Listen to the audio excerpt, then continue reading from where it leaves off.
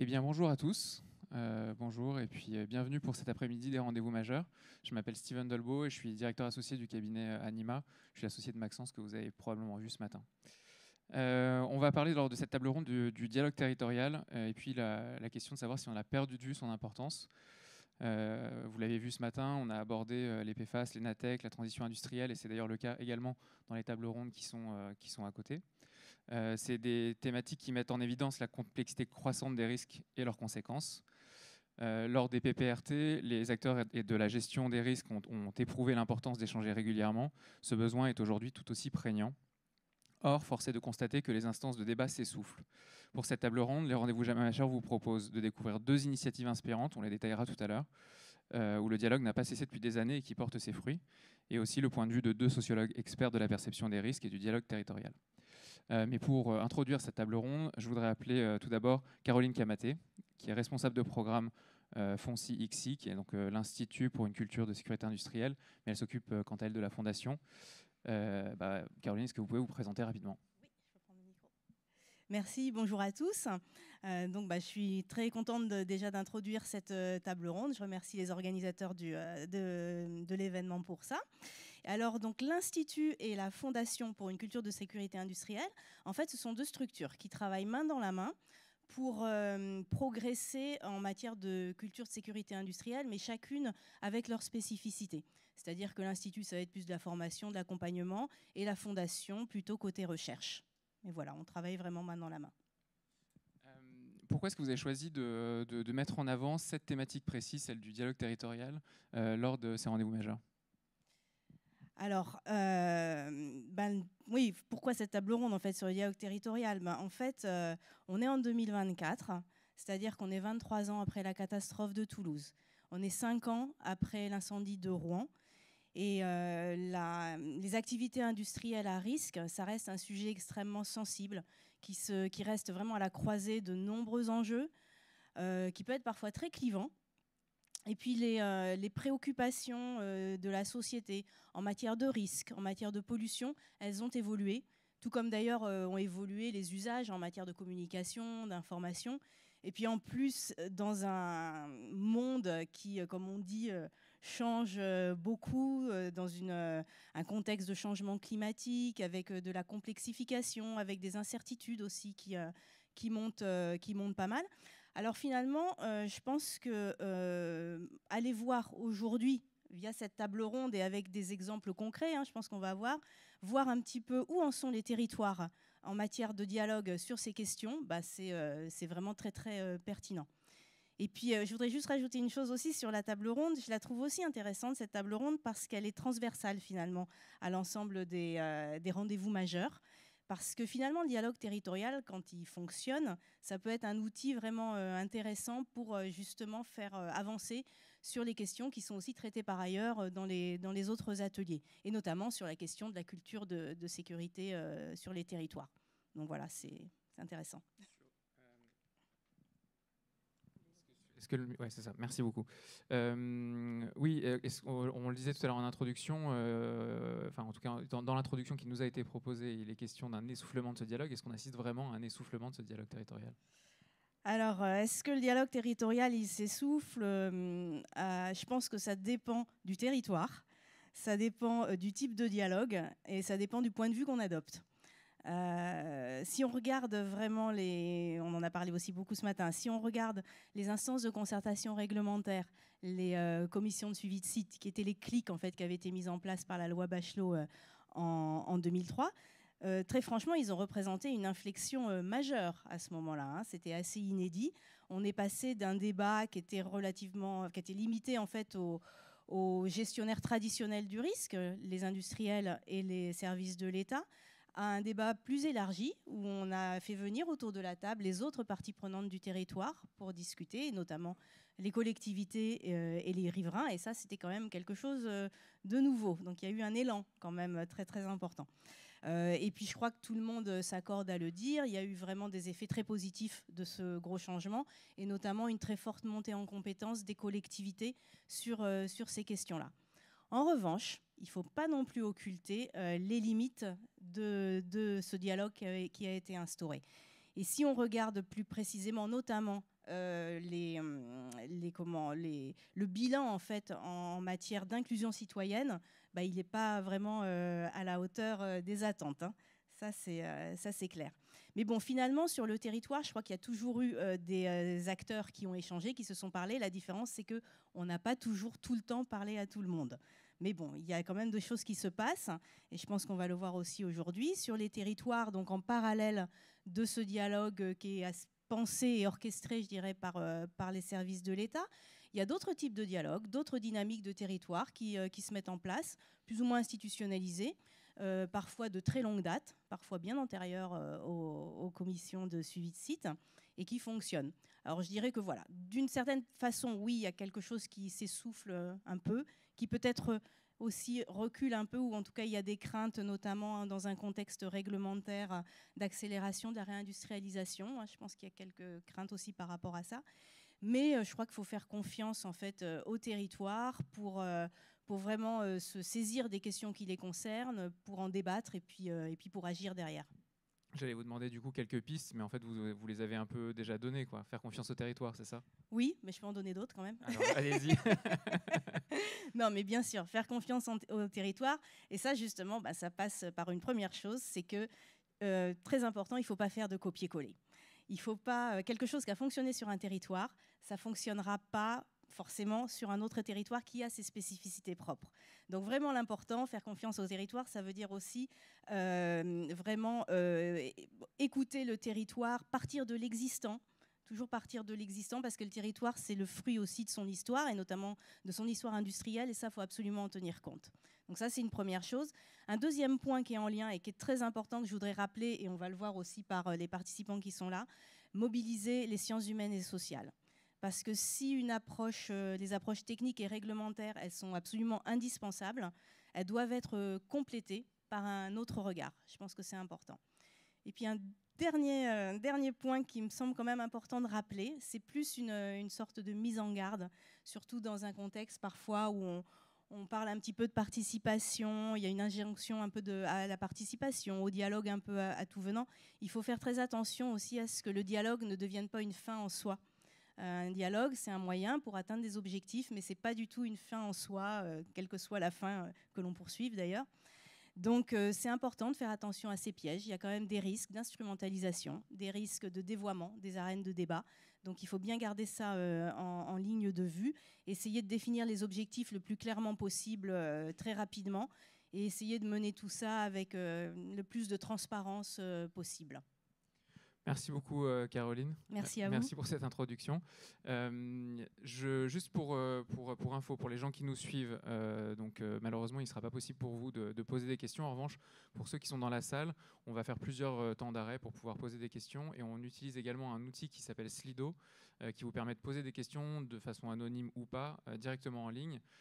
Pour ça, il suffit de scanner le QR code qui est un peu partout dans la salle. Et puis, vous pouvez poser directement des questions. Moi, je les prendrai en compte au fur et à mesure de la discussion, et je pourrai alimenter le dialogue de cette manière-là. Mais comme je vous l'ai dit, il y a aussi la possibilité de lever tout simplement la main, et je vous donnerai un micro et vous pourrez vous exprimer de cette manière-là.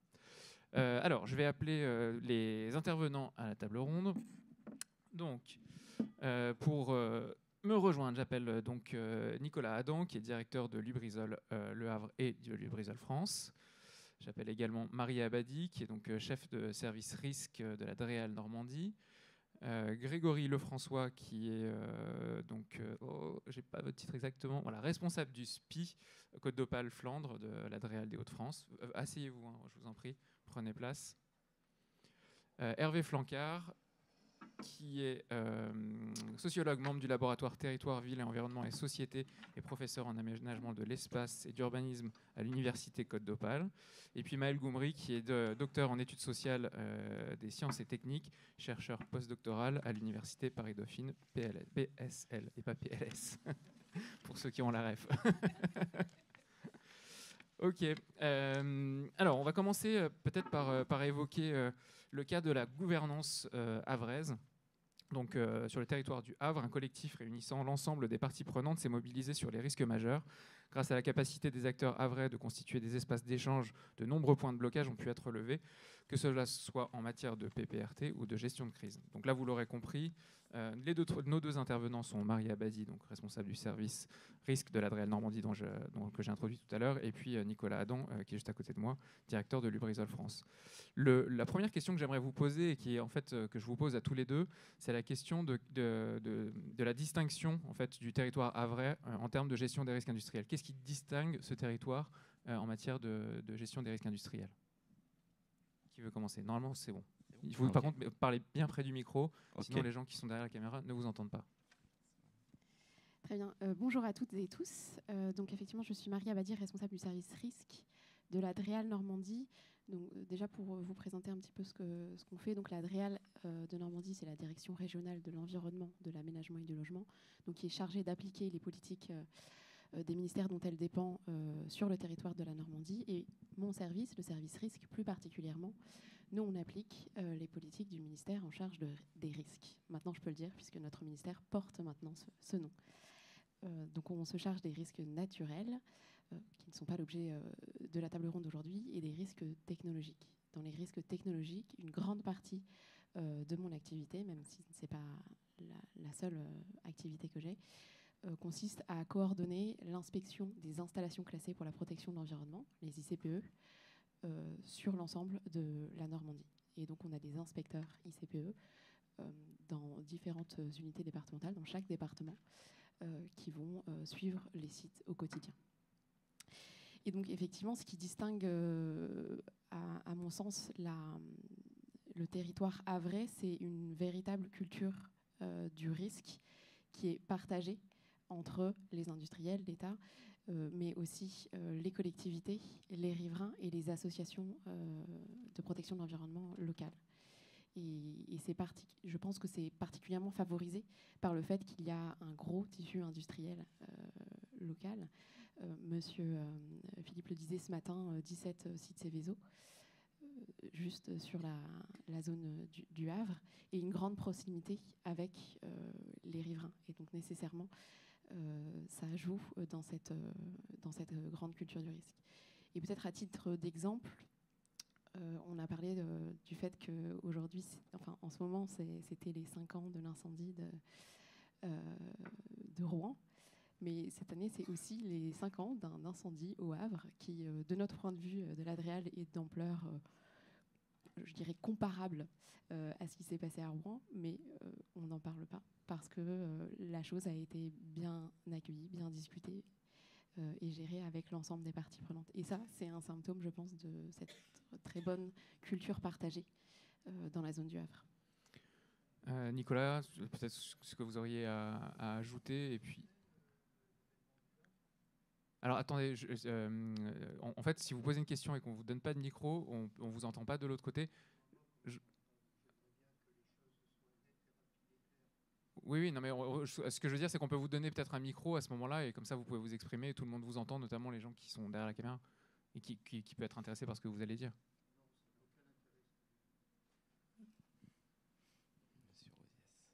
Allez-y. Oui, on a la chance d'avoir devant nous 2 responsables de risque industriel, directement vous, Madame Abadi, puisque vous représentez évidemment la DREAL et l'État. Moi, je suis un représentant associatif de Que Choisir, et je suis originaire de Rouen, donc je connais bien Lubrizol à Rouen, Monsieur Adam. Et effectivement, vous faisiez allusion à un incendie sur le Havre qui n'a pas marqué comme celui de Lubrizol. Et ça aurait été quand même intéressant pour nous qui sommes du coin, entre guillemets, de rappeler quelle est l'origine de celui-là et quel type d'industrie a conduit à cet incident. Je suis sûr que ce n'est pas l'usine de Lubrizol du Havre qui a brûlé. Voilà, c'est quelque chose de soyeux. Ce que personnellement je souhaite, c'est qu'on soit clair et net et que les choses ne soient pas cachées et que ce soit transparent. Alors si on peut remettre un peu de contexte, effectivement. Oui, effectivement. Alors il s'agit d'un incendie qui s'est déclaré sur la raffinerie de Total le 14 décembre 2019. Voilà. Alors, pour que ce soit clair, je connais un peu le sujet puisque je fais partie du CODERS de Seine-Maritime et on demande toujours qu'il y ait un retour quand il y a un incident aussi important. La nuance, c'est que par rapport à Lubrizol, c'est que Lubrizol, on le suit depuis 5 ans quand on est de Rouen. Voilà.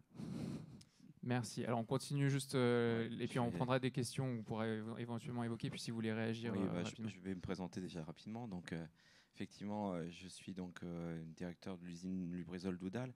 Je suis directeur général France depuis 2023. Je connais bien Rouen et Le Havre pour avoir passé dans ma carrière 17 ans sur Rouen et 6 ans sur Le Havre. Et aujourd'hui, je représente aussi Synerzip parce que son délégué général, Jean-Michel Villeval, ne pouvait pas être présent. Et je peux effectivement, par rapport à la question qui est posée, ne faire que confirmer ce que Mme Abadi a amené, à savoir qu'effectivement, il y a une différence majeure. J'ai connu l'incendie du 14 décembre 2019 en tant que directeur d'usine sur Le Havre et sa gestion. J'ai connu l'incendie de Rouen en tant que directeur des opérations internes le 26 septembre. Donc, je le connais de très près. Et je dirais que ce qui distingue le territoire havrais, effectivement, c'est cette communication, ce dialogue qui est bien mis, c'est concertation, et c'est l'aspect aussi, on va dire, positif qui est mis dans tous ces échanges. C'est le regard, on va dire, par rapport à l'industrie est complètement différent entre la zone du Havre et la zone de Rouen. Et ça, c'est un fait. Et effectivement, quand vous disiez en introduction qu'il fallait prendre la caractéristique de base pour ensuite développer le dialogue, là, il y a une caractéristique de base évidente. Il n'y a pas le même tissu associatif industriel. Il n'y avait pas le même tissu associatif industriel sur la zone de Rouen. Il y avait bien un club d'entreprise, mais sans la même envergure qu'actuellement Upside qui s'est monté. Il y avait, j'irais, des comités de riverains, mais qui n'ont pas produit finalement tous les résultats qu'on souhaitait les pouvoir produire. Et quand vous regardez la zone du Havre, en fait, la zone du Havre, vous avez déjà beaucoup de personnes qui travaillent dans l'industrie. C'est un bassin d'emploi industriel, là où Rouen se veut plus service, moins industriel, avec une volonté affichée d'avoir moins d'industrie. Enfin, je l'ai vécu en tant que directeur d'usine sur Rouen. Le Havre veut continuer à développer. C'est aussi le discours de ses politiques, le discours de l'ensemble des parties intéressées, veut continuer à développer l'industrie, les activités portuaires, tous ces éléments-là qui amènent effectivement des emplois industriels en gérant les risques, en gérant la communication, en gérant finalement l'information et donc l'imprégnation aussi de l'ensemble des populations. Est-ce que vous diriez que c'est une question de culture historique ou est-ce que c'est des choses qui ont particulièrement été mises en place et qui ont permis de créer cette culture commune ? L'un et l'autre. La question s'adresse à tous les deux. À mon niveau, pour moi, il y a les deux évolutions de territoire. C'est-à-dire que tout dépend de la volonté qu'on met dans un aménagement de territoire. La zone havraise est vraiment portuaire, tournée vers l'import-export, tournée vers des activités où en plus ces activités sont, pour l'avoir vécu, à l'est de la ville versus à Rouen, souvent à l'ouest de la ville, et ça change beaucoup de choses aussi, direction des vents notamment. Et donc, effectivement, un incendie sur la zone havraise, quand il y a eu le 14 décembre, les vents étaient vers l'est plutôt. Et donc, la partie ouest a été, entre guillemets, préservée. Et donc, c'est l'évolution avant tout des territoires. Est-ce qu'on veut en faire ? En tant que directeur de Rouen, quand on m'a présenté le projet, par exemple, de quartier Flaubert, c'était... faut s'adapter. Oui, on était partants. On a fait des choses pour s'adapter. Mais effectivement, il n'y avait pas de volonté forte, on va dire, d'intégrer plus d'industrie. C'était plutôt, il y a des fermetures de Petroplus, il y a des fermetures d'acteurs. Donc voilà. Le Havre est toujours en développement économique. Il suffit de voir autour de mon usine au Havre. Il y a des projets, on parle de gestion de risque dans les projets, on discute entre nous, industriels, même des activités, comment on peut faire l'interconnexion d'activités, comment on peut partager tous ces bénéfices. Et donc, encore une fois, on voit dès qu'on met du positif dans un système, dès qu'on veut lui donner une évolution, si l'ensemble des parties intéressées sont partantes, on arrivera à de belles choses. Vous avez introduit un truc dont on parlera tout à l'heure, c'est la question aussi de la coordination et puis de la cohérence en fait, des implantations qui s'ajoutent aux anciennes, et voilà, comment est-ce que tout ça peut fonctionner ensemble. On l'abordera après, parce que c'est vrai aussi que c'est souvent une question qui revient. Très bien, on va implanter de nouvelles industries, mais comment est-ce qu'elles s'intègrent dans ce qui existe déjà, et comment est-ce que le risque s'ajoute aussi, et les nuisances peuvent s'ajouter pour les riverains. Marie ? Oui, ce que je dirais aussi, c'est que ce que je vois quand je discute avec mes collègues qui ont la chance d'être un peu plus âgés que moi, je vois qu'en fait, on a toujours eu des sujets à discuter, et je pense que c'est quelque chose de très important. Donc, historiquement, les épisodes de torchage dans les raffineries. Ensuite, donc, il y a eu la création des CSS, les PPRT, qui ont donné lieu à beaucoup d'échanges. Et aujourd'hui, on parle aussi de nouveaux projets. Effectivement, on pourra en parler plus tard. Et le fait d'avoir suffisamment de matière à discuter avec des objets très concrets pour les participants, je pense que ça a beaucoup joué, et ça continuera de jouer à l'avenir si ça continue à être un succès. Par exemple, dans le cadre des PPRT, il y a le fait qu'il y avait une réglementation à mettre en œuvre très concrètement sur le territoire, qui a fait que ça a nécessité un dialogue continu. Mais il y a aussi, et c'est ma deuxième idée, l'implication effectivement de chacun, que ce soit les élus, que ce soit les riverains, les industriels, évidemment l'État, pour trouver des solutions adaptées au territoire. Et ça nous a permis d'aller un peu plus loin que ce que demandait la réglementation. Par exemple, on a trouvé des solutions de financement pour financer certaines mesures à 100%, là où la réglementation prévoyait 80%. On a décidé de financer des mesures en plus. Et d'ailleurs, aujourd'hui, les résultats, le niveau d'avancement des PPRT est assez remarquable dans la zone du Havre par rapport au reste de la France. Et donc, je pense qu'il y a un peu ces deux choses-là, le fait qu'on a toujours eu des sujets de discussion pour alimenter le dialogue, et le fait que l'ensemble des parties prenantes étaient très volontaires pour réfléchir ensemble, pour aller un peu plus loin, trouver des solutions concrètes. Vous avez parlé rapidement des CSS, vous les avez évoqués, donc les comités de suivi de site. Est-ce que vous pouvez juste nous rappeler un petit peu quel est leur rôle et quelles sont les instances qui y participent? Et puis, ce qui m'intéresse surtout, c'est savoir comment se passe le dialogue dans ces instances qui commencent à prendre un peu de bouteille, commencent à tourner depuis un certain temps. Ça m'intéresserait de savoir, je pense que ça intéresserait aussi un peu tout le monde, de savoir comment se passent les discussions au sein de ces CSS, notamment dans la zone du Havre. Oui, alors, les CSS, donc les commissions de suivi de site, doivent être créées obligatoirement autour de zones où il y a des sites Céveso seuil haut, et ou des sites de traitement ou d'élimination des déchets. Et donc, ils doivent se réunir au moins une fois par an. Et donc, dans ces CSS, il y a au moins 5, on appelle ça des collèges, donc, où sont représentés les industriels concernés par la CSS, les riverains et les associations environnementales, l'État, les élus locaux, et les syndicats ou les représentants du personnel des entreprises. Et donc, il peut y avoir aussi un collège supplémentaire avec des personnalités qualifiées. C'est le cas notamment de la CSS du Havre, où il y a notamment Synergie, on en a parlé tout à l'heure, dans les personnalités qualifiées, ou bien Atmo Normandie, qui est l'association de surveillance de la qualité de l'air de la région. Et donc, on doit se réunir au moins une fois par an. Et ce qu'on doit aborder à minima, c'est, côté inspection des installations classées, faire le bilan des inspections, des instructions qu'on a fait sur les sites concernés par la commission. Comment ça s'est passé, quelles ont été les suites, quelle est notre appréciation de la situation du site, etc. Et de même, les sites industriels doivent rendre compte de leurs plans, leurs actions pour améliorer la sécurité industrielle sur le site. Et évidemment, dans le cas où il y a eu des accidents, on l'a évoqué tout à l'heure, rendre compte de cet accident, comment ça s'est passé, qu'est-ce qui a été mis en place suite à l'accident pour éviter que ça se reproduise.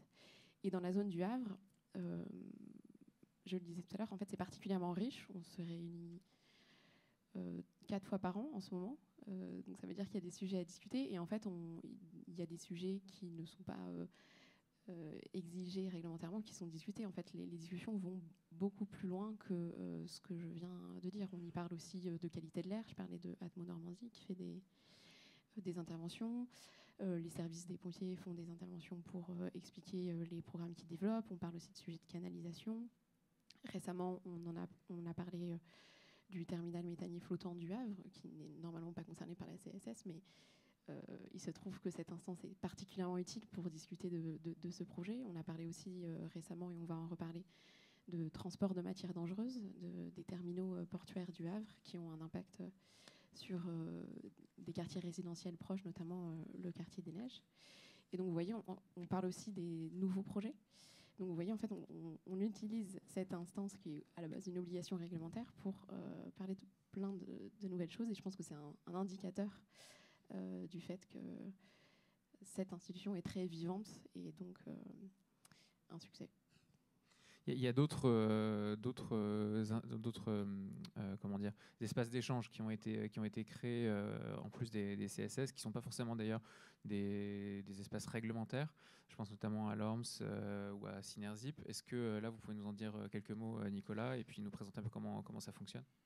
Donc, effectivement, Synerzip est vraiment une association qui est tournée vers la sécurité, la gestion de risque, qui est née en 2017 avec notamment les PPRT et la volonté de s'associer sur des problématiques communes.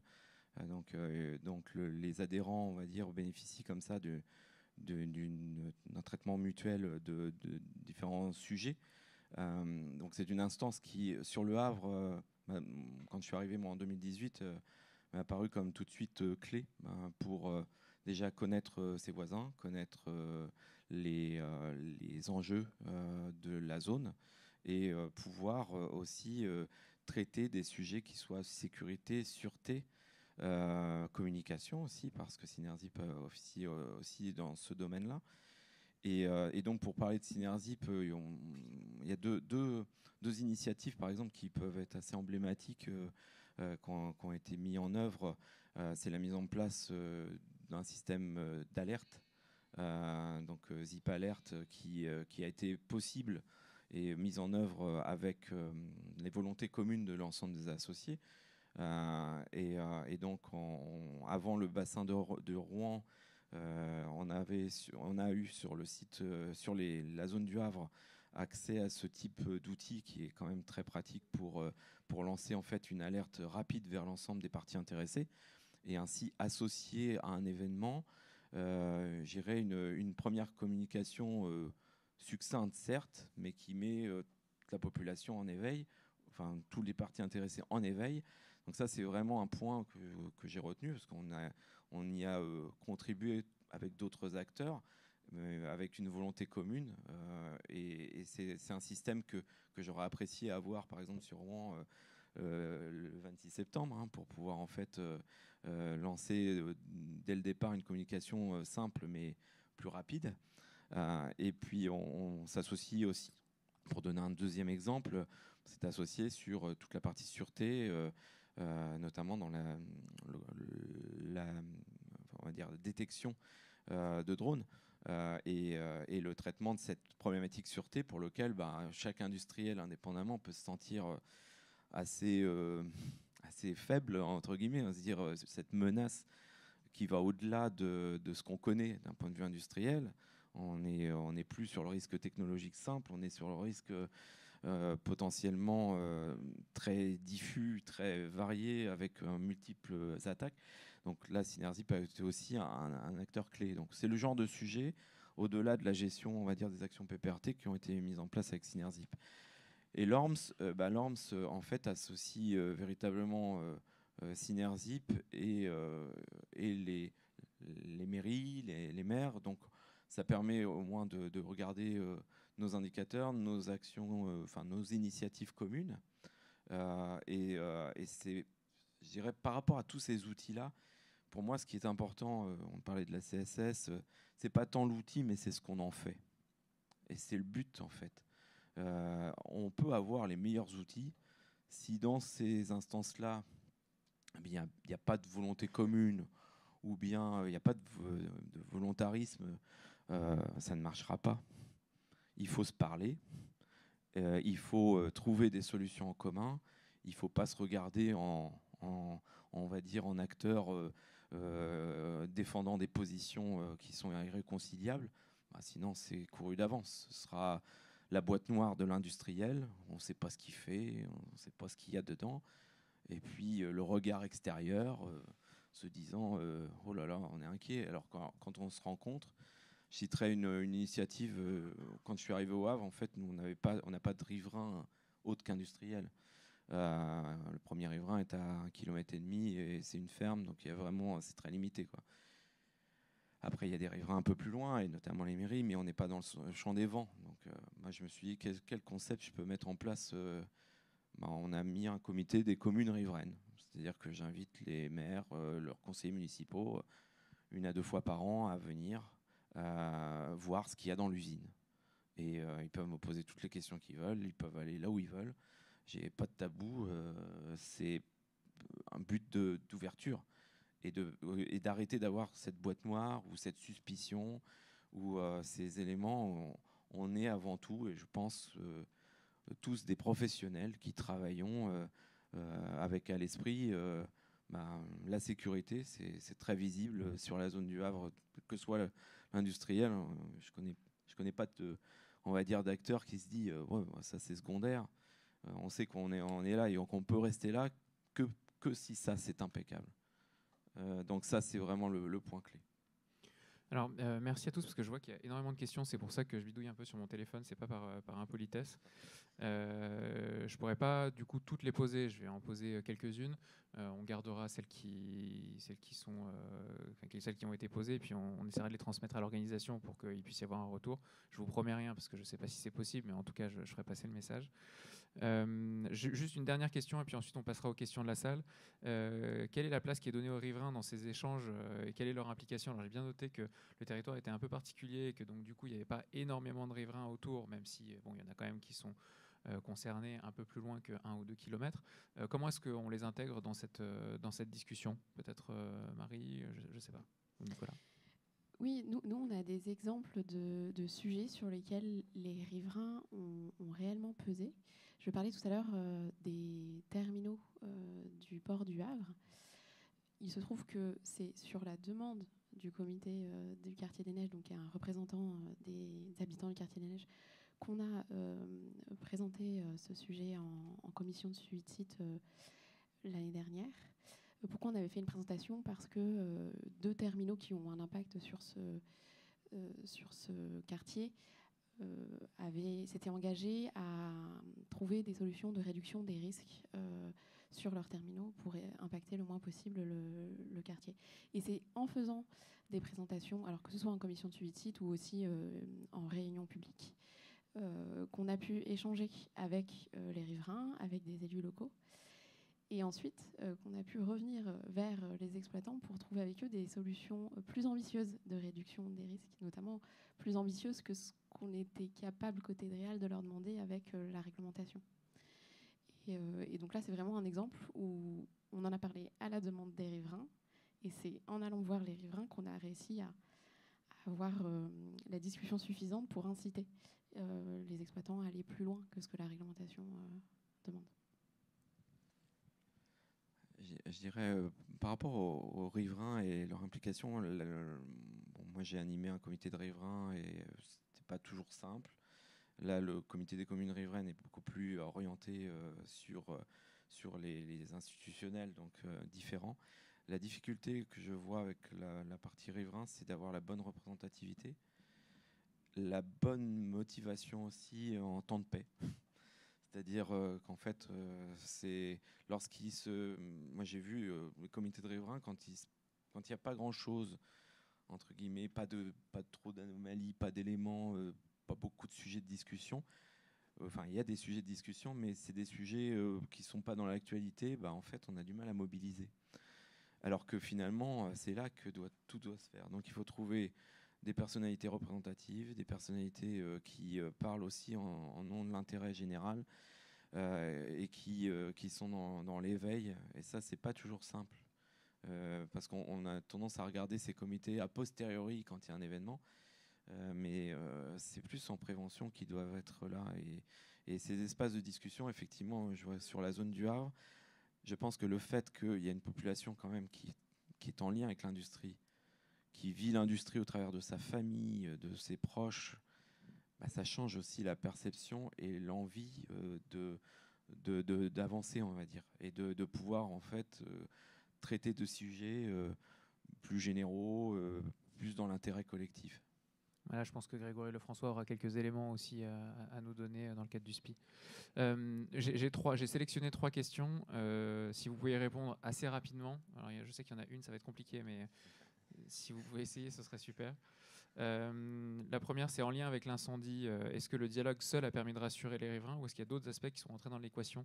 L'incendie dont on a fait mention au tout début au Havre. Est-ce que c'est juste la culture qui fait que finalement les gens ne sont pas trop intéressés au sujet, enfin pas trop intéressés au sujet à toute proportion gardée, je veux dire, mais ou est-ce qu'il y a d'autres choses que simplement le dialogue? Je vais peut-être vous donner un éclairage parce que moi, il a fait beaucoup parler cet incendie en interne, notamment parce que mes salariés sur le site du Havre ont été exposés aux fumées.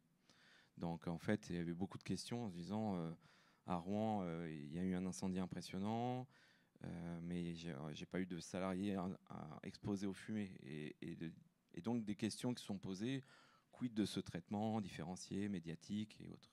Mais il y a une différence clé. Il suffisait de voir les premières réactions des personnels, des personnes qui parlaient de l'événement. Je me souviens, parce que j'ai regardé une vidéo dès le départ en apprenant sur mon téléphone qu'il y avait cet événement. Et c'était en fait une personne qui disait moi je sais, je connais du monde qui travaille là-bas et en fait je connais leur sérieux et je sais que là ils sont en train de traiter cet incendie et voilà. Et c'était une vision, on va dire, qui était une vision pas du tout suspicieuse. C'était pas, je sais pas ce qui se passe là-bas. Et ça a été un changement. Un autre élément clé, c'est la participation, notamment dans le PC Crise, d'institutionnels qui viennent et qui, en gros, ont de l'information au plus près et qui ainsi peuvent dire non, attendez, vous partez pas sur une fausse route sur les communications. Ça, c'est ce qu'on a vu. Donc, il y a cet élément-là aussi qui est clé et qui est une grosse différence avec le bassin de Rouen. Après, j'ai 2 questions qui sont d'ailleurs posées par la même personne, j'avais pas fait attention, qui sont sur la variabilité entre les territoires, notamment sur la richesse des CSS, qui dans certains cas sont considérés un peu comme des simples chambres d'enregistrement, et qui c'est pas toujours le cas, donc en fonction des territoires. Et l'autre, c'est aussi sur l'information qui est apportée à la population, où en fonction des territoires, là aussi, ça diffère.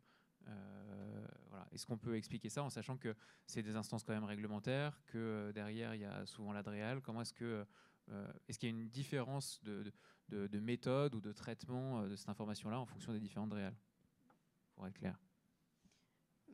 Je pense que c'est des éléments qu'on a déjà un petit peu évoqués, c'est-à-dire qu'il y a plusieurs ingrédients. Il y a celle, donc, comme on le disait, de l'implication de chacun des acteurs qui sont membres de la CSS.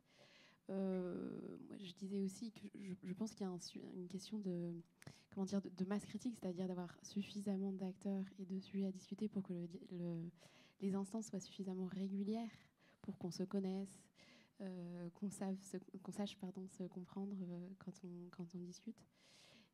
Là où s'il n'y a pas forcément beaucoup de matière à discuter ou peut-être des parties prenantes qui sont un petit peu moins impliquées, et d'ailleurs les deux peuvent faire un effet, s'entraîner l'un l'autre, effectivement, le dialogue sera moins riche. Et je pense que c'est ce qui fait la spécificité au Havre. Après, il y a peut-être aussi, je me fais l'avocat du diable, mais il y a peut-être aussi une question d'animation et de capacité à problématiser les sujets. C'est-à-dire à poser les enjeux en fait, là où on pourrait pas forcément en voir comme ça à première vue, c'est ça que je veux dire. Oui, c'est ça. Charge à chacun, effectivement, qui est impliqué d'arriver à trouver le bon niveau de communication, de présentation, pour que ce soit pas trop technique, suffisamment concret et que ça réponde suffisamment aux attentes du public concerné et qu'effectivement, on parle de la même chose. Donc, oui. Moi, je rajouterais juste un point, en fait, parce que j'ai fait différentes CSS dans ma carrière. Disons qu'on est sur 3 bassins d'emploi, Rouen, Le Havre et Pau. Donc j'ai pu voir qu'en fait, il y a un point clé, c'est sur les zones plus industrialisées, il y a aussi une culture des personnes qui assistent à la CSS, qui est une culture associée à la gestion du risque, associée à la sécurité. Parce qu'au final, je dirais, on a beaucoup de training, d'entraînement de sécurité dans toute la zone industrielle. Et on voit que finalement, il y a un langage aussi. Il y a une compréhension. Les personnes qui sont présentes, elles ont un lien plus ou moins proche avec des connaissances, on va dire, de base, qu'elles soient techniques, sécurité. Et ça, c'est une aide aussi au dialogue. Quand on a les bases, on se comprend. Sinon, on ne parle pas forcément le même langage. Merci. On va passer du coup à l'autre sujet, parce que je vois l'heure tourner. Ok, alors juste un témoignage, et puis ensuite, il faut vraiment qu'on avance, parce qu'on est en train de prendre un petit peu de retard. Merci, c'était fort intéressant ce que vous avez raconté de votre côté et du vôtre. Mais personnellement, moi, je tenais à témoigner dans cette assemblée très noble qu'il y a des gens qui vivent ça de l'intérieur. Les CSS de Lubrizol, où Lubrizol participe à Rouen, je les suis depuis des dizaines d'années. Et donc, je connais un peu la base. Mais ce que je voulais d'abord dire, que pour les sociologues, effectivement, ce qui est intéressant pour nous, la Basse-Seine, je pense qu'il y a d'autres personnes, c'est qu'il y a 3 sites industriels majeurs en Basse-Seine. Il y a Le Havre, il y a Port-Jérôme et il y a Rouen, plus à l'est. Et effectivement, ce que vous avez dit, c'est-à-dire le positionnement des usines du Havre, explique la différence avec Rouen. Rouen, pour messieurs les sociologues, il faut savoir que c'est une ville qui a son histoire. Et son histoire, c'est qu'effectivement, chaque industrie ou problème particulier qui sont pas un bien, entre guillemets, pour la population, eh bien, on les envoie sur la rive gauche de la Seine. C'est effectivement une structure, c'est-à-dire que pour la ville principale qui est 100 000 habitants et qui domine l'agglomération, ça se passe dans les communes voisines, le problème réel. C'est caricatural, c'est-à-dire qu'en 1850, vous avez la première usine qui fabrique du carburant pour les lampes à huile. Ça empeste les voisinages, ils font une pétition, ils se bagarrent. Et qu'est-ce qu'on fait? On balance sur la rive gauche, peut-être sur le site de Lubrizol d'ailleurs, l'usine une deuxième fois. C'est aussi, il faut le savoir, que c'est le premier été préfectoral qui a été fait sur le thème de l'environnement. Il date de 1809 et a été repris l'année d'après par Napoléon pour l'étendre à la France. Bon, ça, c'est le petit détail côté sociologie. Sur le fond, les CSS, Madame Abadi, il y a un vrai travail à faire de profondeur pour que ce soit efficace. Les CSS que l'on a, parfois, il y a énormément de sujets, parce qu'il y a 17 sites Céveso au Havre, il y en a l'équivalent à Rouen, hein, d'une façon où c'est seuil bas, mais il y a aussi l'équivalent. Et donc, ça demande pas mal de temps pour préparer. Et entre autres, des petits détails pratiques. On n'a pas, je le dis, mais je pense que vous devez le connaître ailleurs, on a les documents, évidemment, que 3 ou 4 jours avant la réunion. C'est normal. Une semaine, on est content. Hein, et quand on en a, parce que dit mon voisin qui, lui, est sur le Havre. Et donc, on peut se poser aussi la question de la construction profonde de la culture autour de ces CSS. Et derrière ça, je pourrais dire des choses à M. Adam, mais je termine simplement. Il y a un vrai travail, la nuance entre Le Havre et Rouen, pour en parler, c'est que le côté politique, le côté territorial, n'avait pas pris en cause, en charge réellement, l'interpellation de ce qui se passait dans les usines pour moi. Ils sont toujours là, ils ne posent aucune question. Il n'y a pas une culture profonde, et ça, c'est l'enjeu que l'on a aussi, de travailler avec les élus pour arriver à faire évacuer à élever le niveau. Débat, ouais. Et pour terminer tout de suite, c'est en train de changer aussi sur Rouen. Je pensais à Upside sur Rouen, hein, votre équivalent de Synergie. Et entre parenthèses, pourquoi M. Adam, qui a connu Synergie sur le Havre, on n'a pas appelé ses copains en disant faites quelque chose côté Upside. voyez le genre de choses, c'est-à-dire que le passage de témoin, le passage de la connaissance, je connaissais votre prédécesseur, monsieur Adam, et ça permettrait aussi de gagner du temps et d'anticiper profondément sur ces sujets. Très bien, merci beaucoup pour ce témoignage. C'est d'autant plus intéressant que vous ayez pu le faire que on avait quelqu'un d'une association de riverains qui devait participer à la table ronde et qui finalement n'a pas pu être là. Et donc c'est bien de pouvoir avoir aussi votre expertise d'usage de votre côté. Je voudrais revenir aussi sur la question donc des données, de la transparence des données, de l'accessibilité des données, parce que ça va être le sujet justement ça va être un des sujets qu'on va aborder dans le cadre du SPI Code d'Opale avec Grégory Lefrançois. Donc je rappelle juste rapidement ce qu'est le SPI Code d'Opale. Donc c'est créé en 1990, secrétariat permanent pour la prévention des pollutions industrielles. C'est un lieu d'échange actif sur le Dunkerquois. C'est cette longévité qui a permis d'établir un dialogue pérenne sur les questions touchant à l'industrie, l'environnement et la santé entre toutes les parties prenantes du territoire. Et pas seulement sur la question des risques, mais aussi sur la question des nuisances qui sont un peu l'angle mort parfois des questions qu'on est en train d'aborder. Grégory, je vous laisse vous présenter peut-être rapidement, présenter un petit peu plus le SPI que j'ai pu le faire, et puis on va embrayer sur les questions. Merci. Bonjour à toutes et à tous. D'abord, je suis ravi d'être présent ici aujourd'hui. Je vous prie d'excuser effectivement Jean-Pierre Merlier qui devait m'accompagner. Je pense que c'est toujours important d'avoir effectivement les deux messages. Et je pense que porté par un riverain, je pense que ça aurait eu plus d'impact.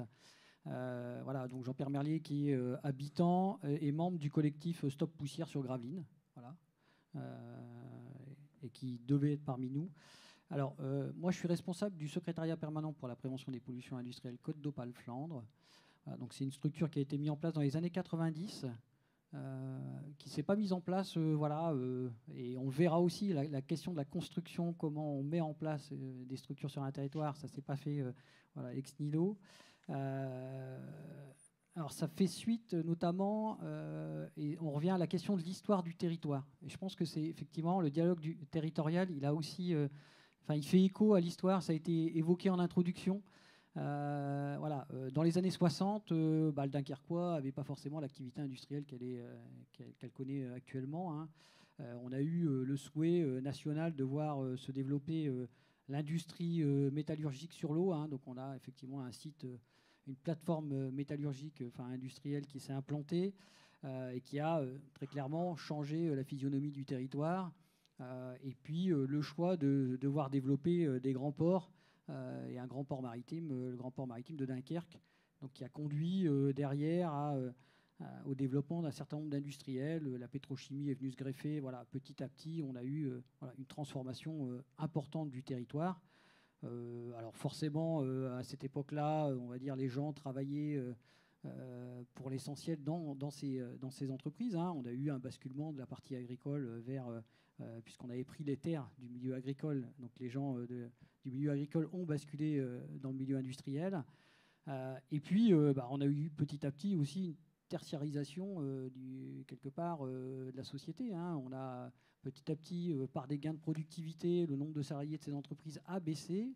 Le fait qu'effectivement, au sein de ces entreprises, on avait moins de personnel et donc des personnels autres sur ces territoires, a conduit à ce que une partie de la population était exaspérée et commençait à exprimer très clairement quelque part le fait que l'industrie, on en avait un peu marre, quoi. La pollution, les problématiques qu'elle pouvait générer, clairement, une montée en puissance des questions d'enjeux, d'environnement, on est globalement dans les années 70 avec l'apparition de la loi de 76, qui effectivement a découlé sur un certain nombre d'éléments du Code de l'environnement, toute la réglementation liée à l'industrie. Donc on a ça qui effectivement émerge sur le territoire et les élus qui écoutent effectivement la population et donc qui décident effectivement avec l'État de se mettre autour de la table en disant on doit apporter une réponse effectivement à ce qu'on entend sur le territoire et comment on peut le faire. Et on ne peut pas le faire tout seul, ni les uns ni les autres. Il faut savoir qu'au côté industriel, chacun vit quelque part dans son silo. La pétrochimie ne parle pas à la métallurgie. Et puis, effectivement, on va dire, je ne vais pas dire que ça les arrange, mais c'est la pétrochimie qui pollue, mais non, mais c'est la métallurgie. Et comme tout ça est un peu mélangé et diffus, c'est compliqué de trouver qui est le responsable en la matière. Donc on décide effectivement de mettre tout le monde autour de la table, de faire un bilan très clair de la situation, quel est le niveau de pollution, quels sont les rejets, qui rejette quoi, de mettre autour de la table les associatifs, les élus, les représentants de salariés, en disant on doit travailler collectivement et quelle réponse on y apporte. Et le choix est fait effectivement sur ce volet-là de définir des plans d'action avec des éléments très concrets en disant à l'horizon 10 ans, on doit baisser effectivement de 50% les émissions de tel polluant, on doit travailler sur ces éléments-là. Et donc chacun effectivement retourne avec cette feuille de route qui est partagée. Ça c'est aussi un élément important, hein, on partage bien la feuille de route, ce n'est pas une feuille de route qui est imposée aux industriels, elle est partagée. Le fait effectivement de faire ce bilan, c'est aussi un élément qui permet aussi une transparence. On donne clairement des chiffres à la population et à l'ensemble des parties prenantes sur la situation telle qu'elle est, et on priorise effectivement sur quoi on va travailler. Et donc c'est de là effectivement qu'est né le secrétariat permanent prévention des pollutions Côte d'Opale Flandre, et qui a permis effectivement de travailler sur un certain nombre de sujets qu'on a continué par la suite, parce que effectivement ce qui est important c'est aussi l'écoute, hein. Donc, et on revient à la question de problématiques sur Gravelines. Ce qu'on a constaté sur Gravelines, c'est des dépôts de poussière importantes. Donc les riverains étaient confrontés à des dépôts de poussière importantes. Et effectivement, certains, en tout cas, on peut le dire, côté industriel, avaient du mal à évaluer cette nuisance. Hein. Est-ce que c'était important, pas important, comment on pouvait caractériser aussi ce qu'on allait faire, qu'est-ce qu'on attendait de nous, voilà les questions que les industriels posaient. Attendez, juste Grégory, avant d'embrayer sur cette partie-là, j'ai juste une question, enfin même deux questions que je trouve assez intéressantes. La première, c'est quelle est la gouvernance du SPI de manière un peu plus détaillée, et puis la deuxième, c'est quelle est la différence avec un comité de suivi de site en fin de compte. Alors c'est vrai qu'on a globalement dès les années 90, alors sur la base d'autres S3PI présents, et notamment le S3PI qui est un peu celui qui a en tout cas généré la création d'autres S3PI sur des zones industrielles, donc sur PACA, qui lui est beaucoup plus ancien que le S3PI Côte d'Opale Flandre, hein, il avait quasiment 20 ans d'existence. Donc dans les années 90, on a créé ça avec 5 collèges. Et c'est les collèges qu'on retrouve dans les CSS, hein, globalement. Simplement, on est sur un territoire qui est beaucoup plus vaste. Les CSS, effectivement, sont liés à un établissement, alors que le S3PI travaille sur l'ensemble du territoire et en vérité apporte une réponse plus globale. J'évoquais tout à l'heure le fait qu'un industriel se cache derrière un autre industriel en disant « mais moi, je ne rejette pas grand-chose, c'est pas moi qui suis responsable de la pollution qu'on mesure. » Voilà, globalement, ça permettait de mettre tout le monde autour de la table et pas de mettre plus un industriel qu'un autre en avant, en vérité. Le travail, il est plutôt collectif, c'est qu'on a la capacité de pouvoir réduire les émissions chez certains industriels sur certains paramètres, pour d'autres sur d'autres, et donc c'est comment, effectivement, tout ça pouvait permettre d'améliorer la situation sur le territoire. Donc on est plutôt effectivement dans ces dynamiques avec des représentations des services de l'État, des élus, une implication très forte des élus, et c'est vrai que ça aussi c'est un paramètre important, c'est comment les élus s'impliquent dans ces dispositifs de dialogue territorial, parce qu'ils doivent être effectivement un élément moteur en la matière. Qui est-ce qui anime du coup ? Attendez juste 2 minutes. Attendez 2 minutes, on va vous donner un micro. Merci. On est dans le sujet en ce qui concerne Monsieur François en S3PI et en Normandie.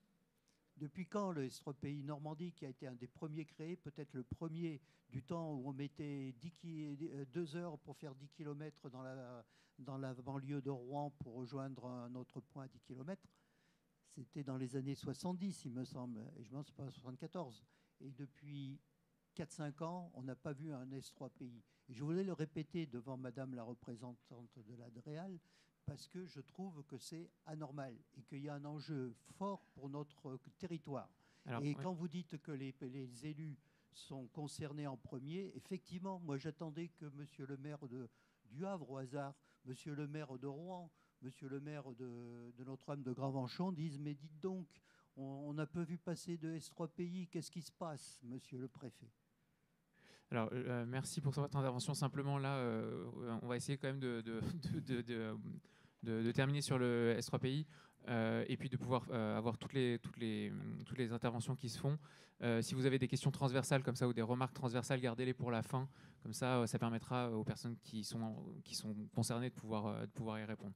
Mais bon, voilà, ça n'enlève rien à la pertinence de ce que vous avez dit, mais simplement, il faut qu'on puisse avancer sur... Voilà. Vous pourrez en discuter avec lui tout à l'heure. Allez-y, Grégory, désolé.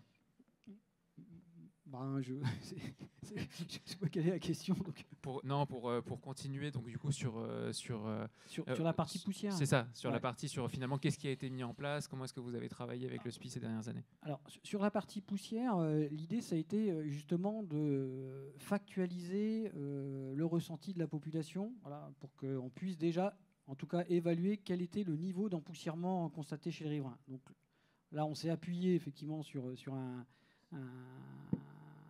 prestataire et on a cherché notamment aussi des solutions un peu innovantes. C'est ça aussi un peu, je pense, un des éléments essentiels et importants dans le cadre du dialogue territorial, c'est comment on peut aller chercher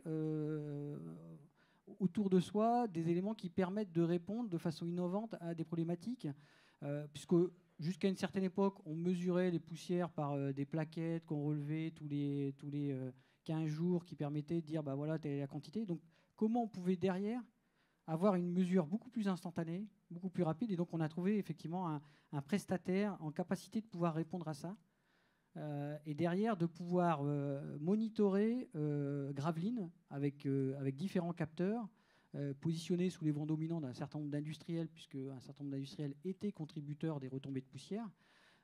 Et derrière, on a fait aussi une cartographie des poussières que pouvaient émettre ces industriels. Donc ils étaient partie prenante, enfin ils ont été moteurs dans le dispositif. Hein. L'idée c'était aussi pour eux de mieux comprendre de quoi on parlait, quoi, et qu'est-ce qu'ils étaient en capacité de faire pour pouvoir réduire ces retombées de poussière. Donc on a instrumenté, on a évalué les niveaux de poussière. Il faut quand même avoir en tête qu'il n'y avait pas de valeur sur les retombées de poussière, sur ces nuisances dans la réglementation. Hein. On avait des valeurs qui étaient données notamment à l'étranger, en Allemagne, à des taux de 500 mg par mètre carré par jour. Faut voir que sur Gravelines, avec le dispositif qu'on a mis en place, on a constaté qu'à 100 mg par mètre carré par jour, les riverains nous appelaient. Parce qu'on a mis en place un numéro vert qui permettait aux riverains de pouvoir se plaindre, enfin, en tout cas remonter le constat d'une nuisance, la perception d'une nuisance, et de pouvoir corréler cette nuisance avec les mesures en continu qu'on réalisait.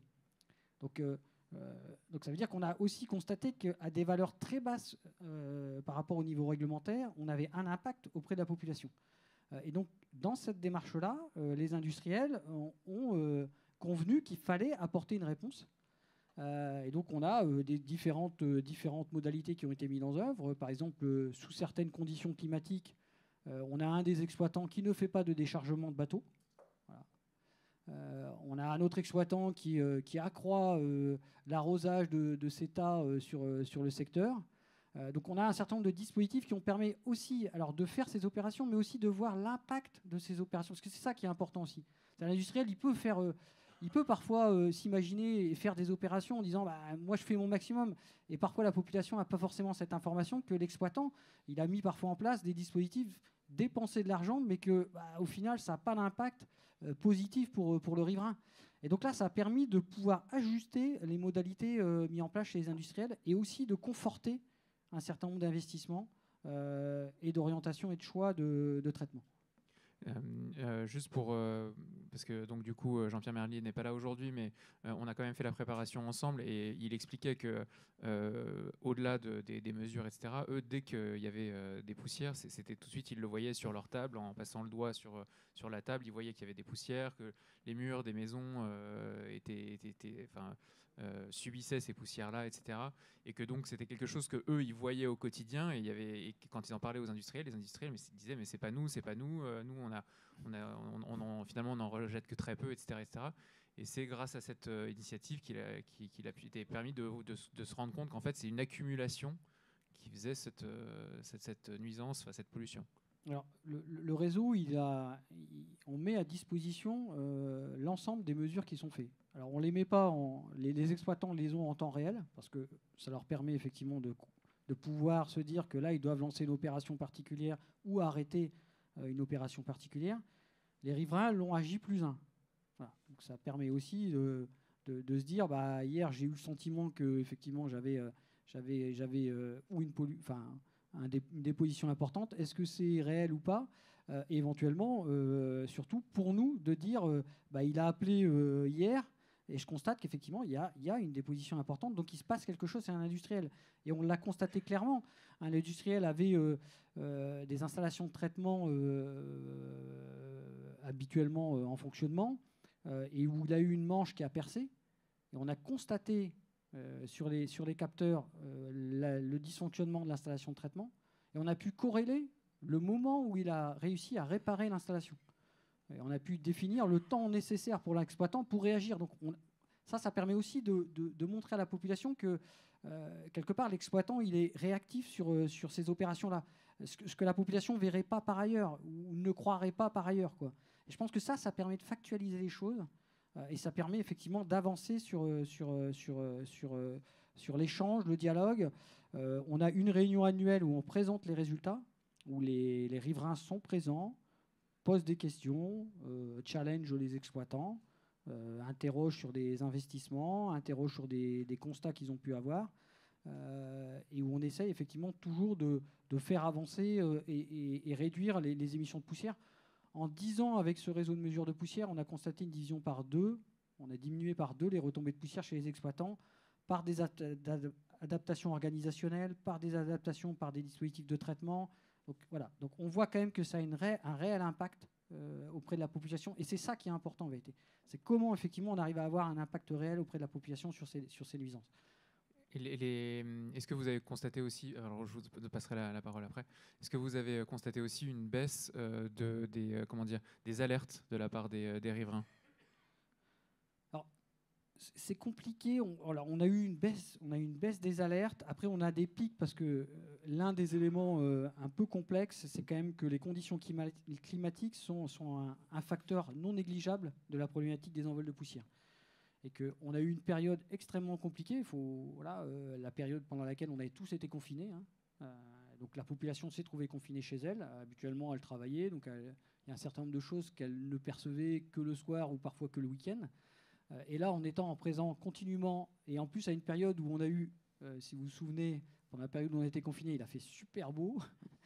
On a eu en plus, en tout cas nous, sur le littoral, des vents assez puissants. Et clairement, là, on a senti que la population avait fortement réagi. Et je pense qu'il y avait 2 aspects. Il y avait les conditions climatiques et il ne faut pas se le cacher.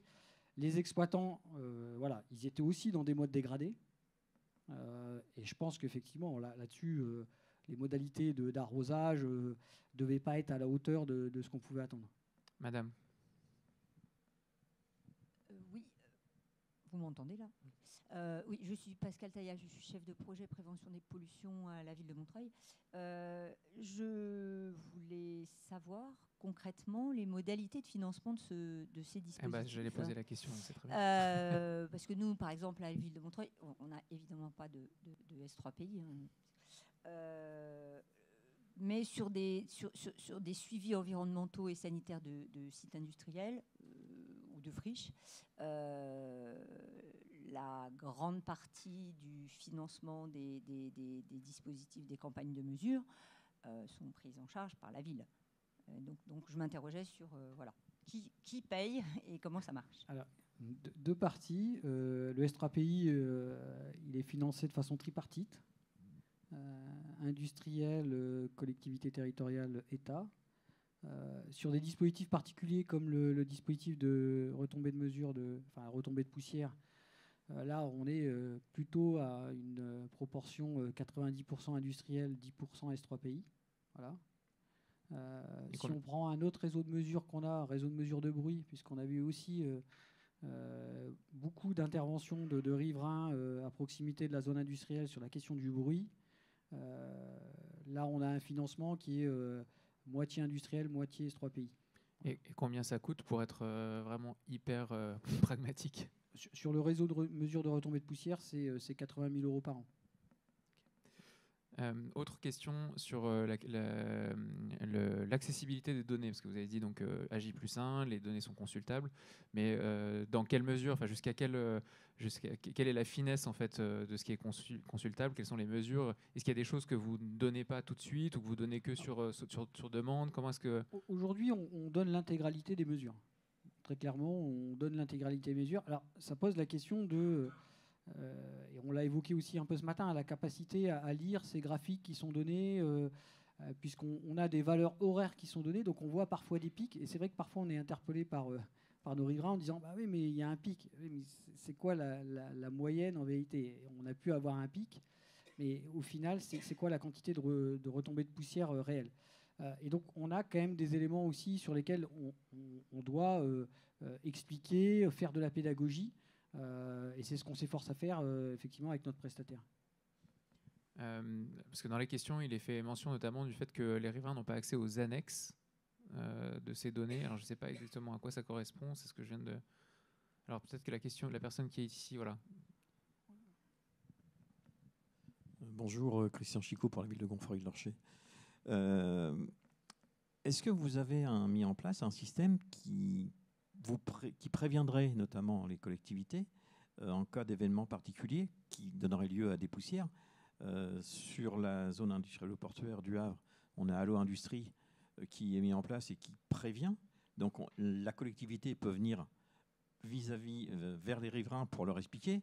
On a aussi des relations particulières avec les entreprises, et M. Adam pourra pas dire le contraire. Dès qu'il y a un événement perceptible de l'extérieur dans les usines, ça revient tout de suite vers nous. Et en fait, on fait le lien avec les populations. Est-ce que ça a été mis en place sur Dunkerquois? Oui, sur Gravelines, sur le réseau, on a un dispositif d'alerte qu'on a mis en place parce on sait qu'on a des conditions climatiques qui nous sont défavorables et qui conduisent ou qui peuvent conduire à des retombées de poussière chez les riverains. Et donc, on a un dispositif d'alerte à la fois des exploitants et à la fois des collectivités territoriales sur le sujet. Alors, c'est un dispositif d'alerte ou d'information? Alors ça, c'est le dispositif d'alerte. Donc, ça veut dire que vous déclenchez une sirène ou quelque chose? Non. Alors, c'est un dispositif d'information. Alors. Merci. Oui, c'est vous qui aviez posé la question, c'est ça? Alors, attendez, on va vous donner un micro, juste, s'il vous plaît. La question sur les données. La question sur les données, je pense notamment aux ERS qui ont pu être réalisés. Alors, est-ce que vous pouvez, par contre, décrire l'acronyme? Études de risque sanitaire. Et à la consultation des données, il manque soit des annexes, et c'est pas complètement transparent en fait. Alors, est-ce que vous pouvez dire qui vous êtes, du coup, pour qu'on puisse comprendre? Donc, je suis Gaëtan Chep, responsable du service risque urbain et sanitaire à la ville de Lille. Et donc, les évaluations de risque sanitaire, on en fait beaucoup chez nous. Et on a une certaine expertise sur le sujet. Et donc, je regarde assez souvent ce qui se fait en dehors, ailleurs, dont au S3 pays. Et j'avais juste regretté, moi, que sur les ERS, c'est pas complètement accessible. Et donc, si on voulait refaire les calculs ou on voulait revoir les hypothèses prises, puisque dans une ERS, on peut lui faire dire tout et son contraire si on... Non, mais vous le savez très bien comme moi, en fonction des choix de VTR, en fonction des... Alors les acronymes, désolé, mais... Valeurs toxicologiques de référence, pardon. On peut faire dire à peu près pas ce qu'on veut, mais en fonction de comment on va faire, les hypothèses sont super importantes. Les hypothèses sont partagées. Là, on revient toujours à la question de comment on construit effectivement, que ce soit les études ou, par exemple, les réseaux qu'on met en place. Le principe de base, la méthodologie qui est, en tout cas, qu'on décline sur le territoire, c'est autour de la table, on a à minima un représentant de chacun des collèges ou plusieurs représentants des différents collèges. Si on prend les études de risque sanitaire, on avait forcément besoin des industriels, puisqu'on avait besoin des données d'entrée des données d'entrée sur les rejets, mais on a à chaque fois effectivement un représentant à minima des collèges, et on valide chacune des étapes à l'avancée du projet. Donc, quand on a effectivement à choisir les données d'entrée, quels paramètres on garde, parce qu'on a effectivement, si on prend, puisque ça a été des évaluations de risque sanitaire qui ont été menées sur le territoire à l'époque où on n'avait pas encore de méthodologie même nationale. L'INERIS nous a accompagnés sur le sujet. On a quelque part co-construit avec l'INERIS la méthodologie d'évaluation du risque sanitaire de zone, puisqu'on a parlé tout à l'heure à un moment d'industriels qui rejettent et d'autres industriels qui rejettent, et donc de l'effet cocktail. On a parlé de ce matin un peu de ça en disant bah oui, mais bon, qu'est-ce que ça donne sur ma santé? Ça a été une question que les associatifs ont posée. Il a été décidé collectivement d'y répondre. Donc on a dit, à ce moment-là, on va regarder ce que l'ensemble des rejets des industriels peuvent induire en termes d'impact sur la santé. Donc on a, à cette époque-là, avec effectivement l'appui de l'INERIS, travaillé sur l'évaluation du risque sanitaire de zone. Et donc on a fait un certain nombre de choix, mais qui ont été à chaque fois partagés avec les différents membres du GT qui construisaient le dispositif. Et donc on a conservé un certain nombre de paramètres, parce qu'on n'a pas introduit 80 paramètres, on a choisi 35 paramètres, on a choisi la zone, on a choisi le nombre de points de rejet, le nombre de points surfaciques, voilà. Et on a introduit effectivement ces éléments dans les modélisations qui ont été développées. Alors les annexes, je pense pas qu'il y ait de souhait de non-transparence. C'est soit que les volumes sont importants, soit que les fichiers, je ne suis pas certain. Enfin, il faudrait qu'on vérifie si nous on les a chez nous. Elles ont été portées par nos prestataires, quoi. Marie Abadi tout à l'heure a parlé d'Atmo. Est-ce que du coup, étant donné que c'est un peu des préoccupations qui pourraient être proches d'Atmo, vous êtes en lien avec eux dans votre région? Ils participent effectivement aux différentes commissions. Je n'ai pas évoqué les différentes commissions, mais le S3PI a différentes commissions pour traiter les différents enjeux. Une commission sur les risques, une commission sur, en tout cas, le S3PI Côte d'Opale Flandre. Après, en fonction des situations, on peut avoir des organisations un peu différentes, mais en tout cas, une commission air, odeur, bruit. Et donc, dans cette commission, Atmo intervient. Par exemple, on a une commission qui a lieu le 26 novembre. On va aborder la question des PM2,5, parce qu'on sait que c'est un sujet important, la question des particules fines. Et puis, on aura une présentation par une thésarde, notamment du caractère oxydant des particules de PM2,5. Et donc, on aborde ces sujets-là avec Atmo et avec l'ensemble des parties prenantes. On a aussi sur le territoire dunkerquois, et c'est vrai que c'est un territoire qui est très actif, on a un observatoire local de la santé qui a été mis en place. Donc ça permet aussi de croiser les informations. Et puis, on est en train de regarder peut-être à évaluer plus finement la qualité de l'air sur le territoire, notamment parce que c'est un territoire aussi où on va avoir beaucoup d'industries qui vont arriver.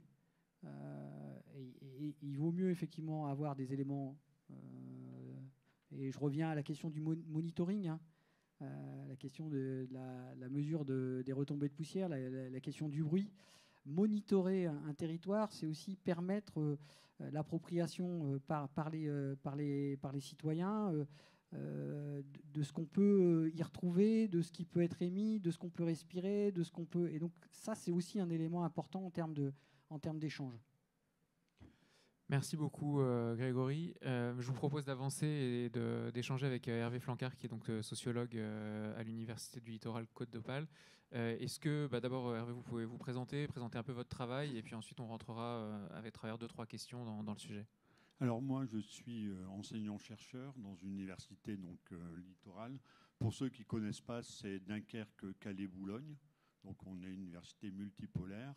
Et moi, je suis sociologue et sociologue du risque.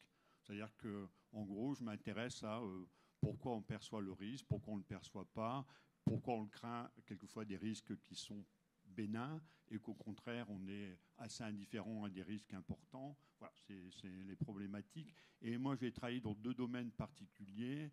Le risque industriel, c'est bien, c'est qu'à Dunkerque, on a de quoi faire. Et puis, j'ai aussi travaillé sur la submersion marine, qui est un autre risque. Mais à Dunkerque, on a aussi ça. Donc, c'est bien. Alors, ceci dit, je suis allé aussi ailleurs qu'à Dunkerque. Mais voilà donc voilà ce que j'ai fait d'un point de vue universitaire. J'avais prévu 3 questions, mais en fait, du coup, j'en ai une que j'avais pas prévue, que je voudrais vous poser, sur justement la question de la différence entre la perception des risques et la perception des nuisances, des pollutions chez les personnes, enfin chez les riverains en fait. Comment est-ce qu'ils les appréhendent? Est-ce que finalement il y a une plus grande perception sur les nuisances ou plus sur les risques? Comment est-ce qu'on fait une différence là-dessus? Par exemple, je peux rebondir sur ce qui vient d'être dit. Donc, Stop Poussière, c'est une association qui est surtout sur Gravelines. Et dans le fond, quand on passe à Gravelines, on ne pense pas forcément aux poussières en premier. Hein, on pense que c'est la plus grosse centrale après Zaporizhzhia nucléaire en Europe. Et donc, le risque nucléaire apparaît plus massif. Et donc, ça montre bien qu'en quelque sorte, les gens, ce qui leur gâche la vie au quotidien, c'est pas qu'il y a une potentialité d'accident nucléaire. Ça, ils y pensent, mais relativement peu. Par contre, s'ils veulent manger dehors et qu'il y a de la poussière sur leur table de jardin, ça les dérange. S'il y a des suies sur les vitres ou sur le linge qu'on fait sécher dans le jardin, ça les dérange. Voilà. Ou s'il y a du bruit. Hein, par exemple, pour des tôles qui tombent la nuit, je pense que c'était une de vos avancées, hein, où en fait les gens étaient réveillés par des process de production où il y avait des bruits de tôles. Et là aussi, le S3PI, je pense que vous avez trouvé une solution assez satisfaisante.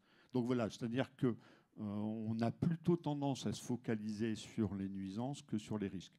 Je dirais même en automobile, hein, c'est-à-dire qu'on ne se dit pas, tiens, je vais avoir un accident aujourd'hui, on se dit, tiens, est-ce que je vais avoir un embouteillage qui va me ralentir? Ce qui est plutôt une nuisance. Après, sur la question des poussières, il y a aussi des questions de santé qu'on Oui, pourrait assimiler bien quand sûr, même au risque. bien sûr. Voilà. La première question que je voulais vous poser, en fait, c'était plutôt celle sur les conditions essentielles pour un dialogue territorial efficace, puisque c'était un peu le titre de la conférence. Donc, on va essayer de reboucler maintenant sur le dialogue territorial. Qu'est-ce qui fait qu'on peut qu'est-ce qui va permettre de construire un dialogue territorial efficace? Quels sont les prérequis? Il y a plein de conditions, mais moi j'ai envie de parler d'une condition qui a déjà été évoquée, dans le fond, dès ce matin. C'est la question de la confiance. C'est-à-dire que même là, tout à l'heure, hein, je pense que Nicolas en a parlé, suspicieux, pas suspicieux, méfiance, etc. C'est-à-dire que pour qu'on puisse d'abord aller vers une instance de concertation, il faut avoir confiance en son fonctionnement, confiance en ceux qui fréquentent l'instance. Et je pense que s'il y a certaines commissions du S3PI qui fonctionnent plutôt bien, c'est parce que les gens ont l'habitude qu'ils sont écoutés et d'avoir des personnes à qui ils font globalement confiance. Alors, je ne dis pas, ils peuvent avoir des méfiances, etc. Hein, c'est pas ça, mais globalement, ça vaut quand même le coup d'y aller parce que la confiance est suffisante.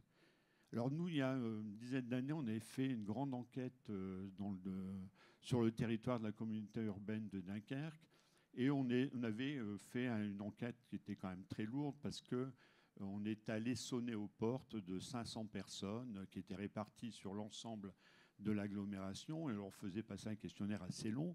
Et dans le questionnaire, il y avait il y avait plusieurs questions on citait des instances, on citait des acteurs du risque industriel et on demandait aux personnes si elles faisaient plus ou moins confiance à cet acteur-là. Voilà. Et ce qu'on a constaté, dans le fond, c'est qu'il y a 3 facteurs de confiance. Le premier facteur, c'est la proximité. On a tendance à faire confiance à quelque chose qui est proche. Tout à l'heure, on l'a encore dit, je pense que c'est monsieur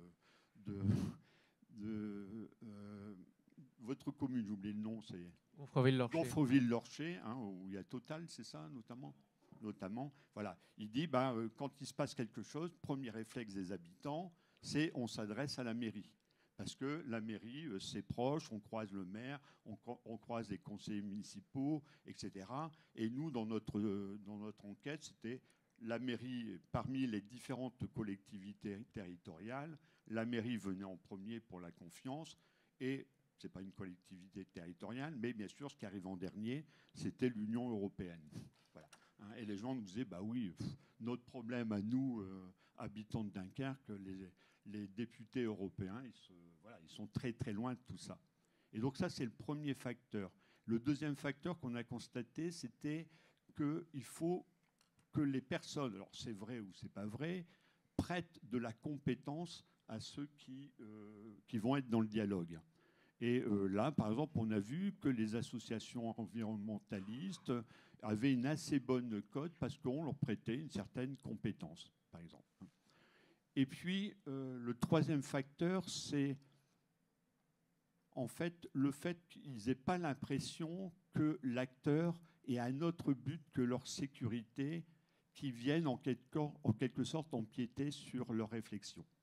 Et c'est pour ça, quand on essaie de creuser, pourquoi les industriels, parce que les industriels, les exploitants, sur les deux premiers critères, ils sont proches, hein, ils sont compétents, et pourtant ils arrivaient très loin derrière.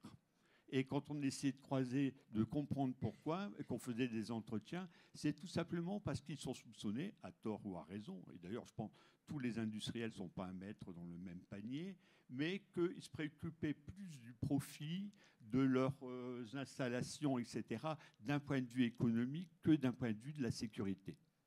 Et par exemple, je vois qu'on a des pompiers ici. Ceux qui avaient la cote, je dirais, de confiance la plus élevée, c'était les pompiers. Ils sont proches, ils sont réputés compétents et ne pas avoir d'autre but que d'aider, de sauver les gens. Voilà. Donc, on avait ça. Et je pense que la confiance, c'est quelque chose de très important. Et notamment, pour reprendre le S3PI de, c'est quoi, Flandre, Côte d'Opale Flandre, c'est quelque chose qui fonctionne depuis longtemps, où les gens ont l'habitude d'y aller, le personnel ne change pas trop souvent non plus, et donc il se crée des habitudes et puis des rencontres qui inspirent la confiance. Et donc c'est une instance qui marche plutôt bien. Alors, maintenant qu'on a parlé des conditions essentielles, quelles sont les limites de ce dialogue? Qu'est-ce qui pourrait empêcher en fait, de faire en sorte qu'il se déroule correctement? Alors là aussi, il y a pas mal de limites, mais on les a déjà un peu abordées, hein. Il y a le fait que les gens ne se sentent pas forcément compétents, hein, pour y aller. Il y a le fait que, pour, par exemple, les 5 acteurs qu'on a déjà cités plusieurs fois, il y a un acteur qui se déplace sur son temps libre et les 4 autres se déplacent sur son temps de travail, ce qui fait quand même une petite différence. Et donc, il y a ça aussi, hein. Donc, le fait qu'ils soient moins bien formés, le fait et puis, il y a le fait aussi, quand on se place du côté de l'habitant, c'est-à-dire que nous tous ici, on est focalisés sur le risque industriel. Mais l'habitant au quotidien, quand il se lève, il ne pense pas au risque industriel, il se couche sans penser particulièrement au risque industriel. Ça ne veut pas dire qu'il ne pense pas au risque, mais comme j'appelle ça, il a une sorte de panier de risques. C'est-à-dire qu'il y a des risques économiques, il faut garder son emploi, il y a des risques sociaux, on sait que les gens se préoccupent de sécurité, etc. Il y a des risques... voilà. Et donc, ils ne peuvent pas traiter tous les risques, et ils vont traiter en priorité ceux qui les préoccupent le plus. Voilà. Moi, je me souviens quand je suis arrivé dans ce domaine du risque industriel, c'était il y a 15 ou 20 ans, et j'étais allé enquêter à Mardic, qui est quand même un village qui est entouré de sites Céveso. Et puis, moi, j'y ai pensé, alors je ne sais pas si mon voisin pour me dire s'il a eu la même impression, c'est un peu le village d'Astérix, mais sauf qu'au lieu d'avoir des camps romains, c'est des usines Céveso. Donc ça donne un peu l'image. Et je me disais, mais c'est quand même bizarre de vivre là, etc. Et je me souviens d'une interview d'une dame qui était une famille monoparentale, qui élevait seule ses enfants, qui était adolescent, et qui était dans une maison HLM, là, parce qu'à Mardic, il y a une cité de maisons HLM, et qui m'a dit, vous savez, moi, j'ai le choix, vu ma situation économique, soit être ici, où mes enfants, certes, il y a des usines, il y a des dangers, etc., mais il y a des espaces verts, j'ai une maison avec un jardin, le village est très calme, c'est un village, Mardic, ou alors j'habite à Grande-Synthe, dans un quartier défavorisé, et moi, en tant que maire, j'ai peur que mes adolescents se fassent embringuer dans une bande, etc. Donc, elle choisissait entre 2 risques. Et le risque industriel lui paraissait plus acceptable que l'autre risque. Et donc, bien sûr, si on veut la faire venir dans un endroit de concertation sur le risque industriel, c'est pas sûr qu'elle vienne, parce que c'est pas sa préoccupation première. Sans le nier, sans considérer qu'elle est, je dirais, à côté de la réalité. Non, elle le voit. Elle dit, mais moi, j'ai préféré subir ce risque-là plutôt qu'un autre. Voilà. Donc, c'est aussi ça, c'est arriver à motiver des personnes qui sont soumises à tout un panier de risques. Bah, c'est difficile parce qu'ils ne peuvent pas s'occuper de tous. Hein, le panier de risques, c'est un peu le contraire du caddie de supermarché. Plus on est riche, plus le caddie est plein. Et le panier de risque, c'est plus on est pauvre, plus le panier est plein. Donc voilà, on ne peut pas se préoccuper de tout. Alors, il y a une question qui est assez intéressante, je trouve, concernant la confiance qu'on peut donner aux industriels, en disant finalement, les industriels, ils ont des salariés. Les salariés, souvent, ils habitent sur le territoire, donc ils sont aussi... ils subissent les éventuelles nuisances ou les éventuels risques qui sont comment dire, qui sont inhérents à l'activité de l'industriel. Est-ce que ça a une incidence sur la confiance dans le dialogue avec les industriels? On en était surpris aussi un mardi que dans le fond, on pensait que c'était un village industriel avec des habitants qui travaillaient dans l'industrie, et c'est pas si vrai que ça. C'est-à-dire que dans le Vapocracker, je ne sais plus quel est le nom de la société parce qu'elle a changé au moins. Voilà, moi à l'époque c'était Polymérie. Il y avait peu de personnes qui habitaient à Mardic et pourtant c'est juste à côté. Et puis des ouvriers de Mardic, quelquefois ils habitaient Calais, ils habitaient etc. Donc c'est pas aussi automatique que ça. Voilà. Et puis en fait, l'ouvrier de l'usine, il y a une vision un peu. L'usine, c'est Janus, hein, c'est-à-dire il y a deux visages. Il y a le visage risque, mais il y a aussi le visage emploi. Édouard Philippe a dit ce matin que les maires du Havre se sont succédés, mais il y a une chose qui, au-delà de leurs idées politiques, faisait un accord sur tous les maires, c'est qu'ils voulaient garder l'industrie, qu'elle soit dangereuse ou bien pas. Hein, voilà. Ça fait penser à un sociologue qui avait dit un jour, dans le fond, pour une ville industrielle, le principal risque industriel, c'est que l'industrie ferme. Et je pense qu'il y a de ça quelque part. Voilà. Hein, on est prêt à accepter. Alors c'est mieux quand c'est pas. C'est-à-dire que par exemple, je ne sais pas si les gigafactories de batteries qui sont en train de s'installer à Dunkerque seront beaucoup moins dangereuses que Arcelor, etc. Mais en tout cas, à Dunkerque, voilà, ça ne fait pas trop de débat pour savoir si on doit les prendre ou bien pas. Et même pour un risque qui dépasse ici, pour le risque nucléaire, les gouvernements, les gouvernements successifs, ils ont trouvé une bonne solution pour implanter leurs nouveaux EPR, c'est de les implanter où il y a déjà des centrales, où l'acceptabilité est déjà acquise. Et si je me souviens, la fermeture de la centrale en Alsace, vous allez me rappeler le nom, Fessenheim, voilà, il y a eu des défilés, mais contre la fermeture de la centrale. Hein. Voilà. Est-ce qu'il y a des questions dans la salle pour Hervé Flancard? Alors, monsieur. Oui. Ah, donc c'était pas une question, c'était une remarque, donc c'est bon. Je vous propose de passer à un échange avec Maël Goumri, puis après on reviendra sur des questions un peu communes à tout le monde. Maël Goumri, vous êtes docteur en études sociales des sciences et techniques à l'université Paris-Dauphine. Est-ce que vous pouvez nous expliquer un peu ce que vous faites et puis quel est l'objet de votre travail, de vos études? Alors, merci pour l'invitation et merci aux organisateurs. Alors peut-être pour parler un peu plus clairement que études sociales des sciences et techniques, je suis historien et sociologue des sciences et techniques dans un courant pluridisciplinaire, mais principalement en histoire et en sociologie. Et j'ai fait une thèse sur l'histoire de la prévention de l'accident nucléaire majeur dans le nucléaire en France. Et depuis, je travaille à l'université Paris-Dauphine dans le cadre du plan France 2030 de déploiement de l'hydrogène décarboné en France, avec pour objectif de comprendre les dynamiques sociales à l'œuvre autour de ces infrastructures et d'essayer de penser le déploiement de l'hydrogène avec des impératifs qui sont des impératifs d'inscription territoriale de ces technologies et également des impératifs éthiques. Parce que bien souvent, on a d'abord développé les infrastructures et ensuite on a eu des conflits. Là, on essaye justement de penser en amont et y compris de modifier potentiellement les technologies qui vont être déployées. Et j'interviens alors au titre d'activités que j'ai eues dans une vie passée, qui était d'une part d'avoir fait une mission d'expertise à l'Institut de recherche pour le développement sur la place des citoyens dans les processus scientifiques et sur la recherche participative, et également d'avoir été membre de la Commission nationale du débat public dans l'équipe du débat qui a organisé le débat sur la relance du nucléaire et le débat autour des réacteurs de Penly dont on vient juste de parler.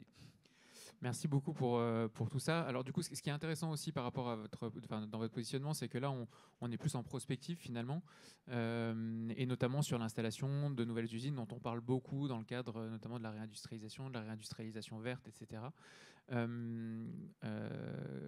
Aujourd'hui, avec le recul qu'on peut avoir sur ces installations-là, à Fos-sur-Mer, à Lac, je crois aussi à Saint-Nazaire, Dunkerque, etc., quelle est votre perception sur justement la manière dont on essaie de construire le débat et puis sur la façon dont les différents collèges s'en saisissent?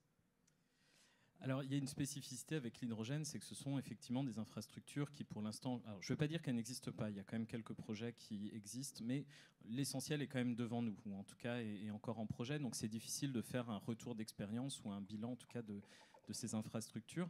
Après, un bilan peut être fait par rapport, en tout cas, au dialogue territorial autour de technologies proches, notamment de la transition énergétique, je pense à l'éolien en mer, mais d'autres. Et donc, peut-être pour répondre à votre question, je vais ni plus ni moins que reprendre la question de la table ronde entière, tant qu'à faire de savoir si on a perdu de vue l'importance du dialogue territorial, pour voir qu'à mon sens, je ne sais pas si on a perdu de vue son importance, mais je pense qu'on a perdu de vue d'où est-ce que ça vient et à quoi ça sert. Et alors d'où ça vient, je pense qu'il faut quand même rappeler que ce sont des processus qui ont débuté dans les années 80-90, dans des contextes de très forte concertation de technologies qui posaient un certain nombre de problèmes, le nucléaire, mais également des projets de type autoroutier. Et puis, donc, je vais citer Michel Rocard qui disait à l'époque que je ne crois pas au message que l'on fait passer à coup de CRS. Et donc, ces processus, ils sont venus aussi justement pour éviter des blocages qui avaient besoin de s'exprimer par ailleurs. Et en ce sens, de permettre la discussion d'objets qui sont légitimes et que le citoyen, dont le citoyen en tout cas se saisit de façon tout à fait légitime.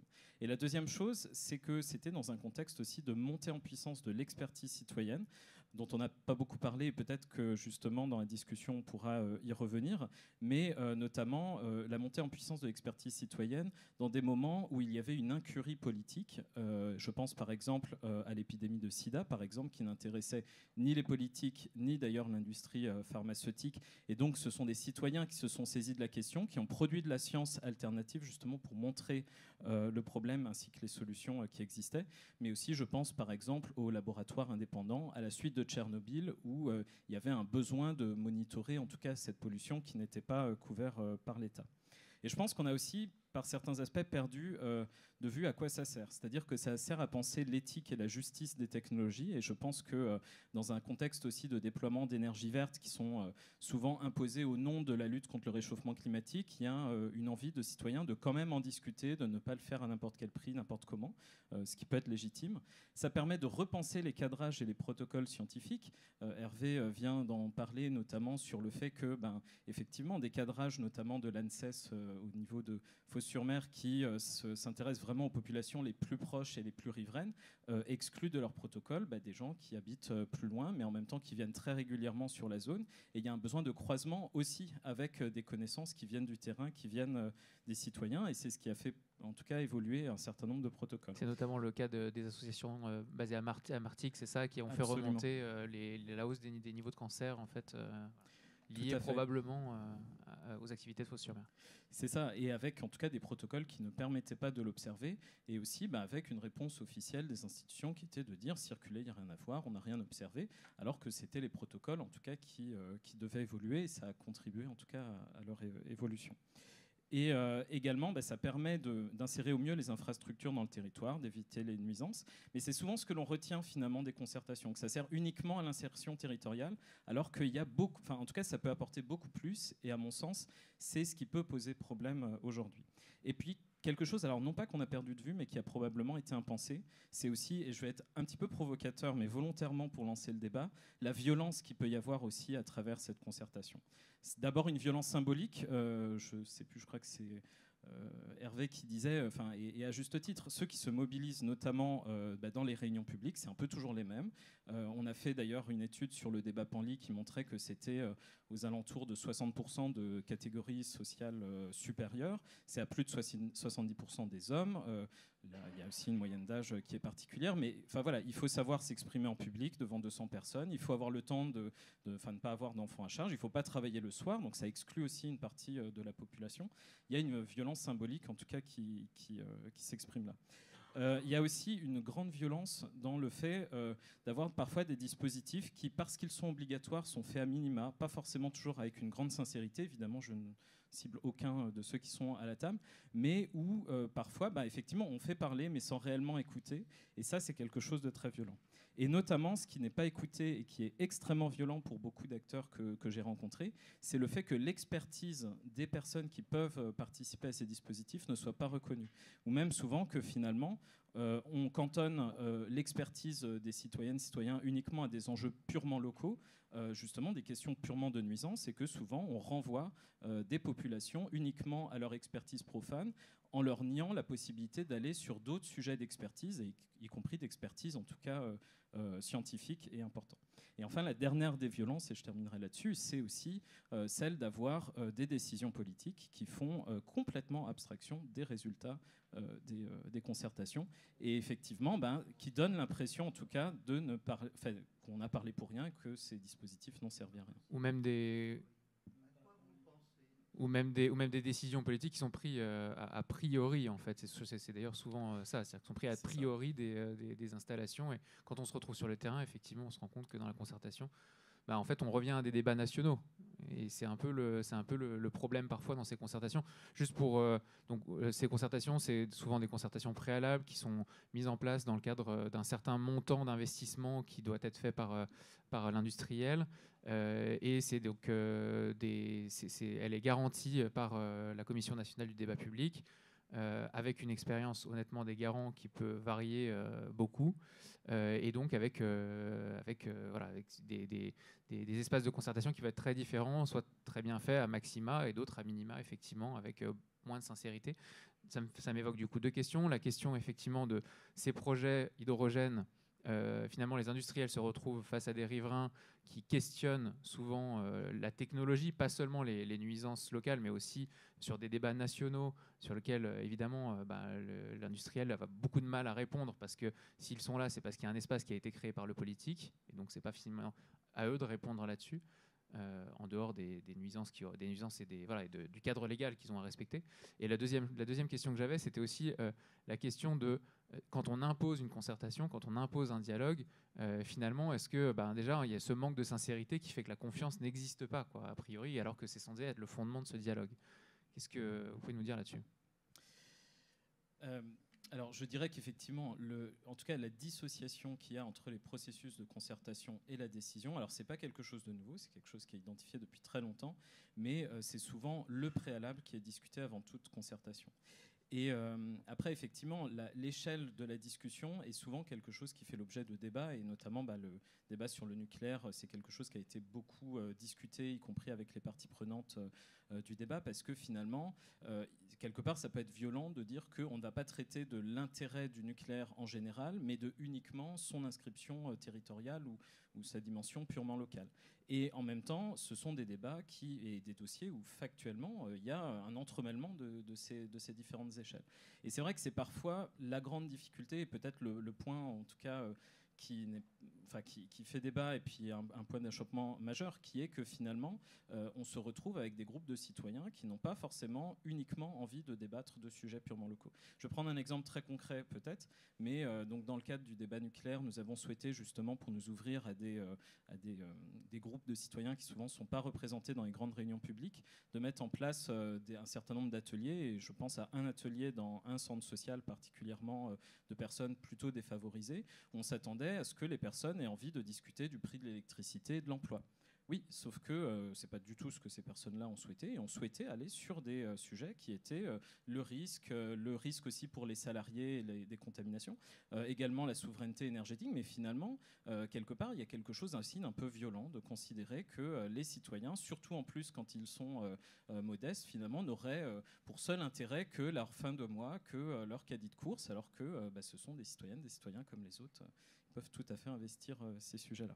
Et après, sur effectivement la dimension aussi nationale ou plus générale, ce qu'il faut voir aussi autour des grands conflits que l'on peut voir aujourd'hui autour d'infrastructures, c'est que ce ne sont pas des conflits qui sont purement locaux. Prenez le cas par exemple des méga-bassines dans les Deux-Sèvres. Ceux qui se mobilisent dans ces cadres-là, ce ne sont pas du tout des populations locales. Autour de Bure, il peut y en avoir, mais autour de Bure, notamment sur les déchets nucléaires, non plus. Parce que ce qui est en jeu, c'est quelque chose qui est beaucoup plus profond que des nuisances ou des questionnements locaux. C'est l'eau comme bien commun à un moment donné où ça devient une ressource de plus en plus rare et convoitée. C'est également l'avenir pour les générations futures autour des déchets nucléaires, par exemple. Et donc, voilà, ce n'est pas forcément quelque chose de pathologique, je pense, et qu'il faut au contraire prendre comme une force parce que ça peut aussi servir aux industriels, aux ingénieurs aussi pour repenser leur technologie au regard des questions éthiques qui sont posées dans ces arènes. Hervé, je vois que vous avez le micro dans la main, je vous sens prêt à bondir. Oui, non, je dirais que globalement, je suis d'accord avec Maëlle, sauf sur un point, mais je pense que c'est parce qu'on vient de deux écoles de sociologie peut-être différentes, mais on ne va pas rentrer, c'est le terme violent, parce que la violence sous-entend en quelque sorte qu'il y a une intention violente. Or, j'ai l'impression que l'exclusion de certaines catégories des débats publics, elle n'est pas voulue. C'est-à-dire que le fonctionnement ordinaire va conduire à ça. Et qu'en fait, il faut faire un travail pour. C'est-à-dire que spontanément, ça va être les militants environnementalistes qui vont fréquenter. Spontanément, c'est les gens qui ont du temps, donc plutôt des retraités. Spontanément, c'est des gens qui n'ont pas peur de parler en public, etc. Donc, c'est voulu par personne. C'est un petit peu comme la gentrification de certains quartiers. Ça se fait spontanément. Personne ne veut exclure des catégories pauvres de ces quartiers-là. Mais le fonctionnement fait que ça conduit à ça. Et donc, je pense que pour que le dialogue soit le plus large possible, il y a des efforts à faire. Et toujours renouveler, c'est-à-dire que si on laisse les choses aller, ça va se reconstituer comme ça. Ça va être plutôt âgé, plutôt des gens qui ont le bac ou bac plus 3 ou plus 5 maintenant, plutôt des gens qui ont du temps, plutôt des gens qui sont sensibles à l'environnement. Et en fait, c'est une sorte de travail à renouveler sans cesse pour ouvrir et que ça soit le mieux représenté possible. Voilà. Mais je pense qu'on est d'accord sur le phénomène, c'est juste une question de terminologie, je pense. Alors, on est d'accord sur le phénomène, on est d'accord sur le caractère non intentionnel. Ça, je ne fais vraiment de procès à personne. Mais je maintiens quand même ce terme de violence aussi pour avoir vu des groupes, après notamment le débat public sur le nucléaire, parce qu'en fait, il y a eu un certain nombre de décisions, notamment au niveau du Parlement, en cours pendant le processus de débat public, avec des gens qui sont venus nous voir en disant « On avait confiance en vous, vous nous aviez dit que notre parole pourrait porter, serait représentée. » Et en même temps, on apprend que finalement, tout avait déjà été décidé avant. Moi, je comprends cette violence-là, surtout que c'était dans des quartiers populaires avec une association qui cherchait justement à ramener vers la démocratie des populations qui soit ne votaient plus, soit votaient aux extrêmes.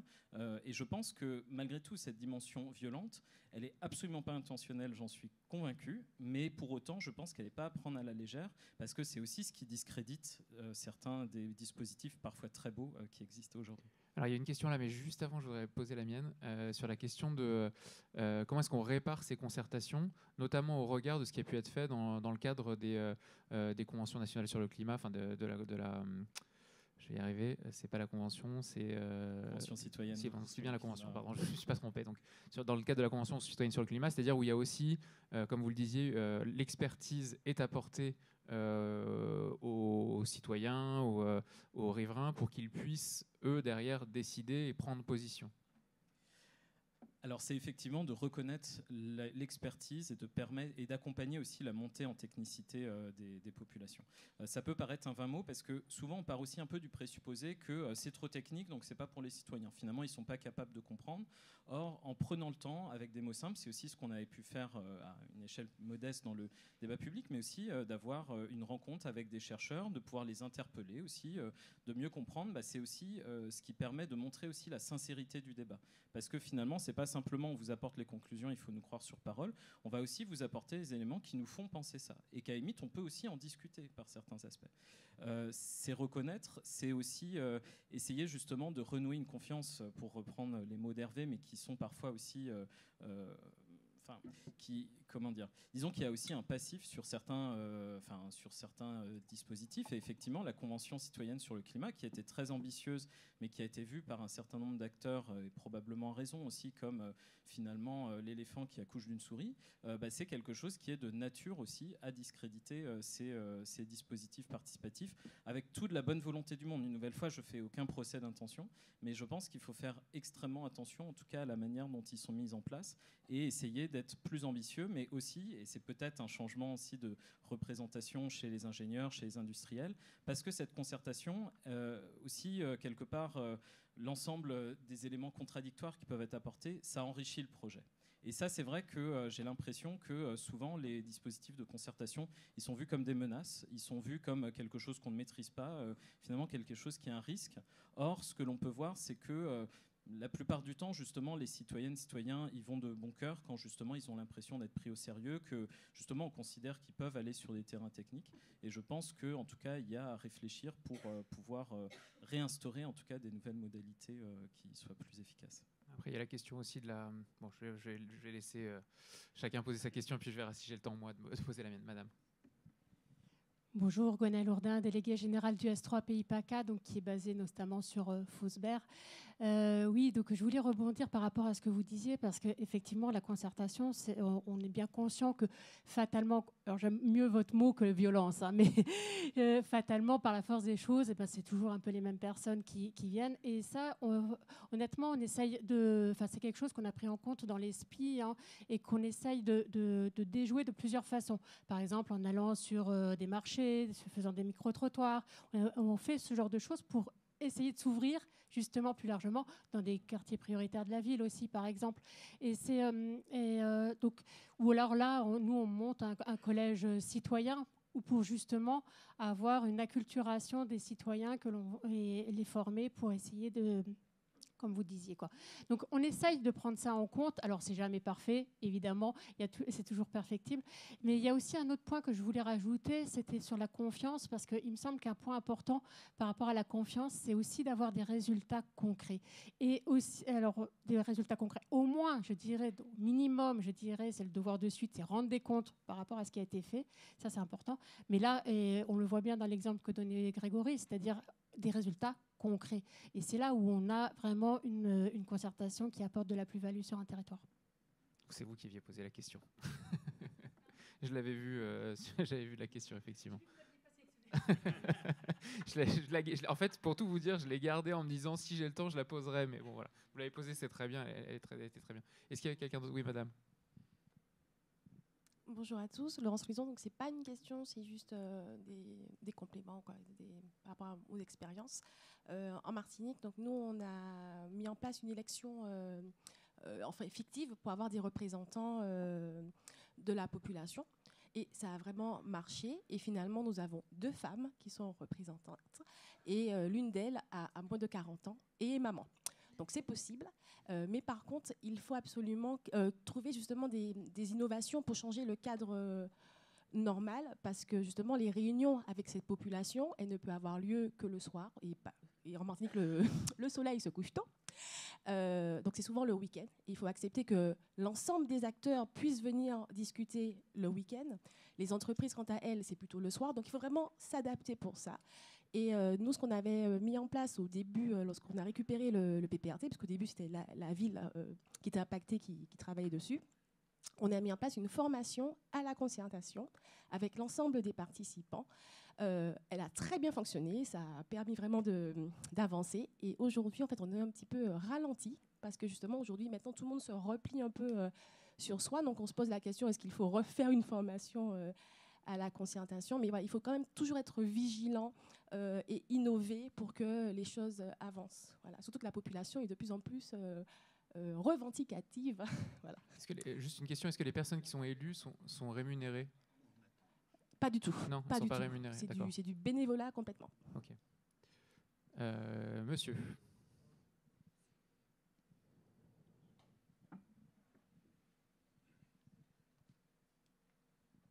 Bonjour, Jean-Paul Crécy de la CFDT. Alors ça ne va pas être une question, mais là, c'est un complément parce qu'on a beaucoup parlé de S3 pays de Basse-Seine, hein, qui n'est plus actif. Bon, à titre personnel, j'ai participé aux travaux pendant 12 ans dans les bonnes années, hein, dans les années 90-2000.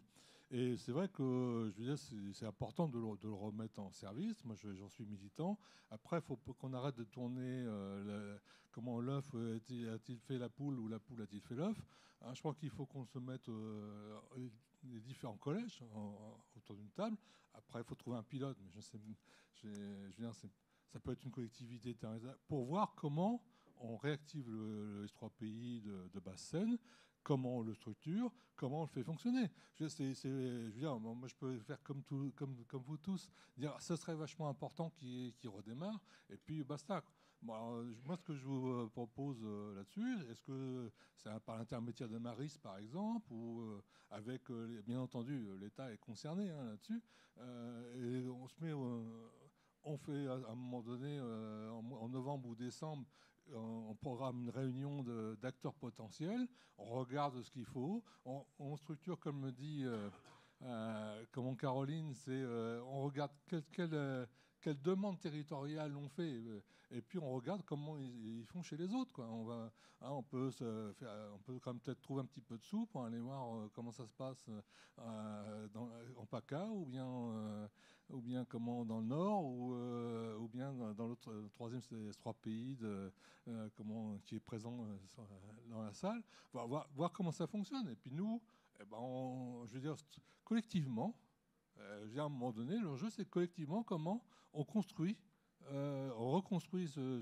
S3 pays. Comment est-ce que c'est une forme associative, est-ce que c'est quelle gouvernance, comment on indemnise les participants qui ne sont pas payés parce que non mais oui, en général c'est vrai qu'il y a 4 participants qui sont indemnisés par leur métier, et puis les autres qui ne sont pas. Il ne s'agit pas de devenir des professionnels et de gagner, mais ça aussi c'est des éléments. Je crois que voilà, à un moment donné, puisqu'on est en Normandie, au Havre, je sais qu'il y a des représentants d'Amaris dans la salle, puisque ça peut peut-être se construire comme ça.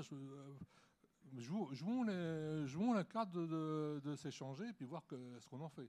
Alors moi, là-dessus, je pense qu'on aurait tout à fait intérêt à le redynamiser. Je pense que ça avait produit beaucoup, et notamment à l'époque, la baisse des rejets de soufre, hein, qui avait quand même permis aux forêts normandes, et on en a beaucoup, de reprendre vitalité, de ne pas se transformer en bois mort. Hein. C'est un exemple fort, mais qui est juste pour montrer que ça a un intérêt. Marie, voilà. Non, mais vous n'êtes pas obligé de répondre maintenant, mais je veux dire, vous pourrez tout à l'heure échanger, je pense, sans aucun problème. Je voudrais juste... Ah d'accord, ok, allez-y. J'ai peut-être une piste de réponse. Moi, je viens d'être recrutée au sein d'Aropaport, donc c'est les ports de Paris, Rouen, Le Havre, donc concernés en premier chef par l'industrie en Normandie, comme responsable du dialogue territorial et de la concertation. Donc on est effectivement en train de monter un plan pour améliorer les sujets de concertation. Je voulais justement savoir sur le S3 pays de Côte-d'Opale-Flandre, sous quel statut il était. Parce que moi, je ne connaissais pas le dispositif et j'ai regardé sur Internet là pendant, et j'ai vu que celui de Normandie était affilié à l'Adréal. Donc je me demandais, enfin en tout cas le secrétariat général était assuré par l'Adréal. Du coup, je me demandais, vous, sous quel statut vous étiez en Côte-d'Opale. Grégory. La première question, et je vous redonnerai le micro. Moi, je suis agent de Réal, oui. Donc j'ai une partie de mon temps qui est dévolue à l'animation de 2 structures. Alors, il y a le S3PI, puis il y a la commission locale d'information de la centrale de Gravelines. Pour autant, après, on a un dispositif associatif, puisqu'on a des salariés qui, après, opèrent les différentes actions. Et donc, on est sous un schéma un peu double. On est partie prenante. L'État est partie prenante sur le sujet, mais pas que. Voilà, on a aussi d'autres représentants qui sont présents. J'en fais, je vais être très clair. Le Dunkerquois, c'est un territoire qui est très en tout cas, où on a beaucoup d'actions qui sont menées. On a la fabuleuse Factory, par exemple, qui a vocation à justement rappeler ce qu'est l'industrie, encourager les jeunes à se tourner vers l'industrie, parce qu'il y a de l'emploi à la clé. Et donc, c'est une opération qui a lieu la semaine et le week-end. Et donc, on est présent le week-end. On participe, par exemple, à d'autres opérations, les associations, les rentrées des associations.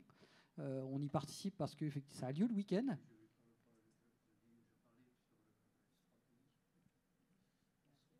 Oui. On intervient. On est présent. On est présent sur ces manifestations. On participe aux manifestations justement pour...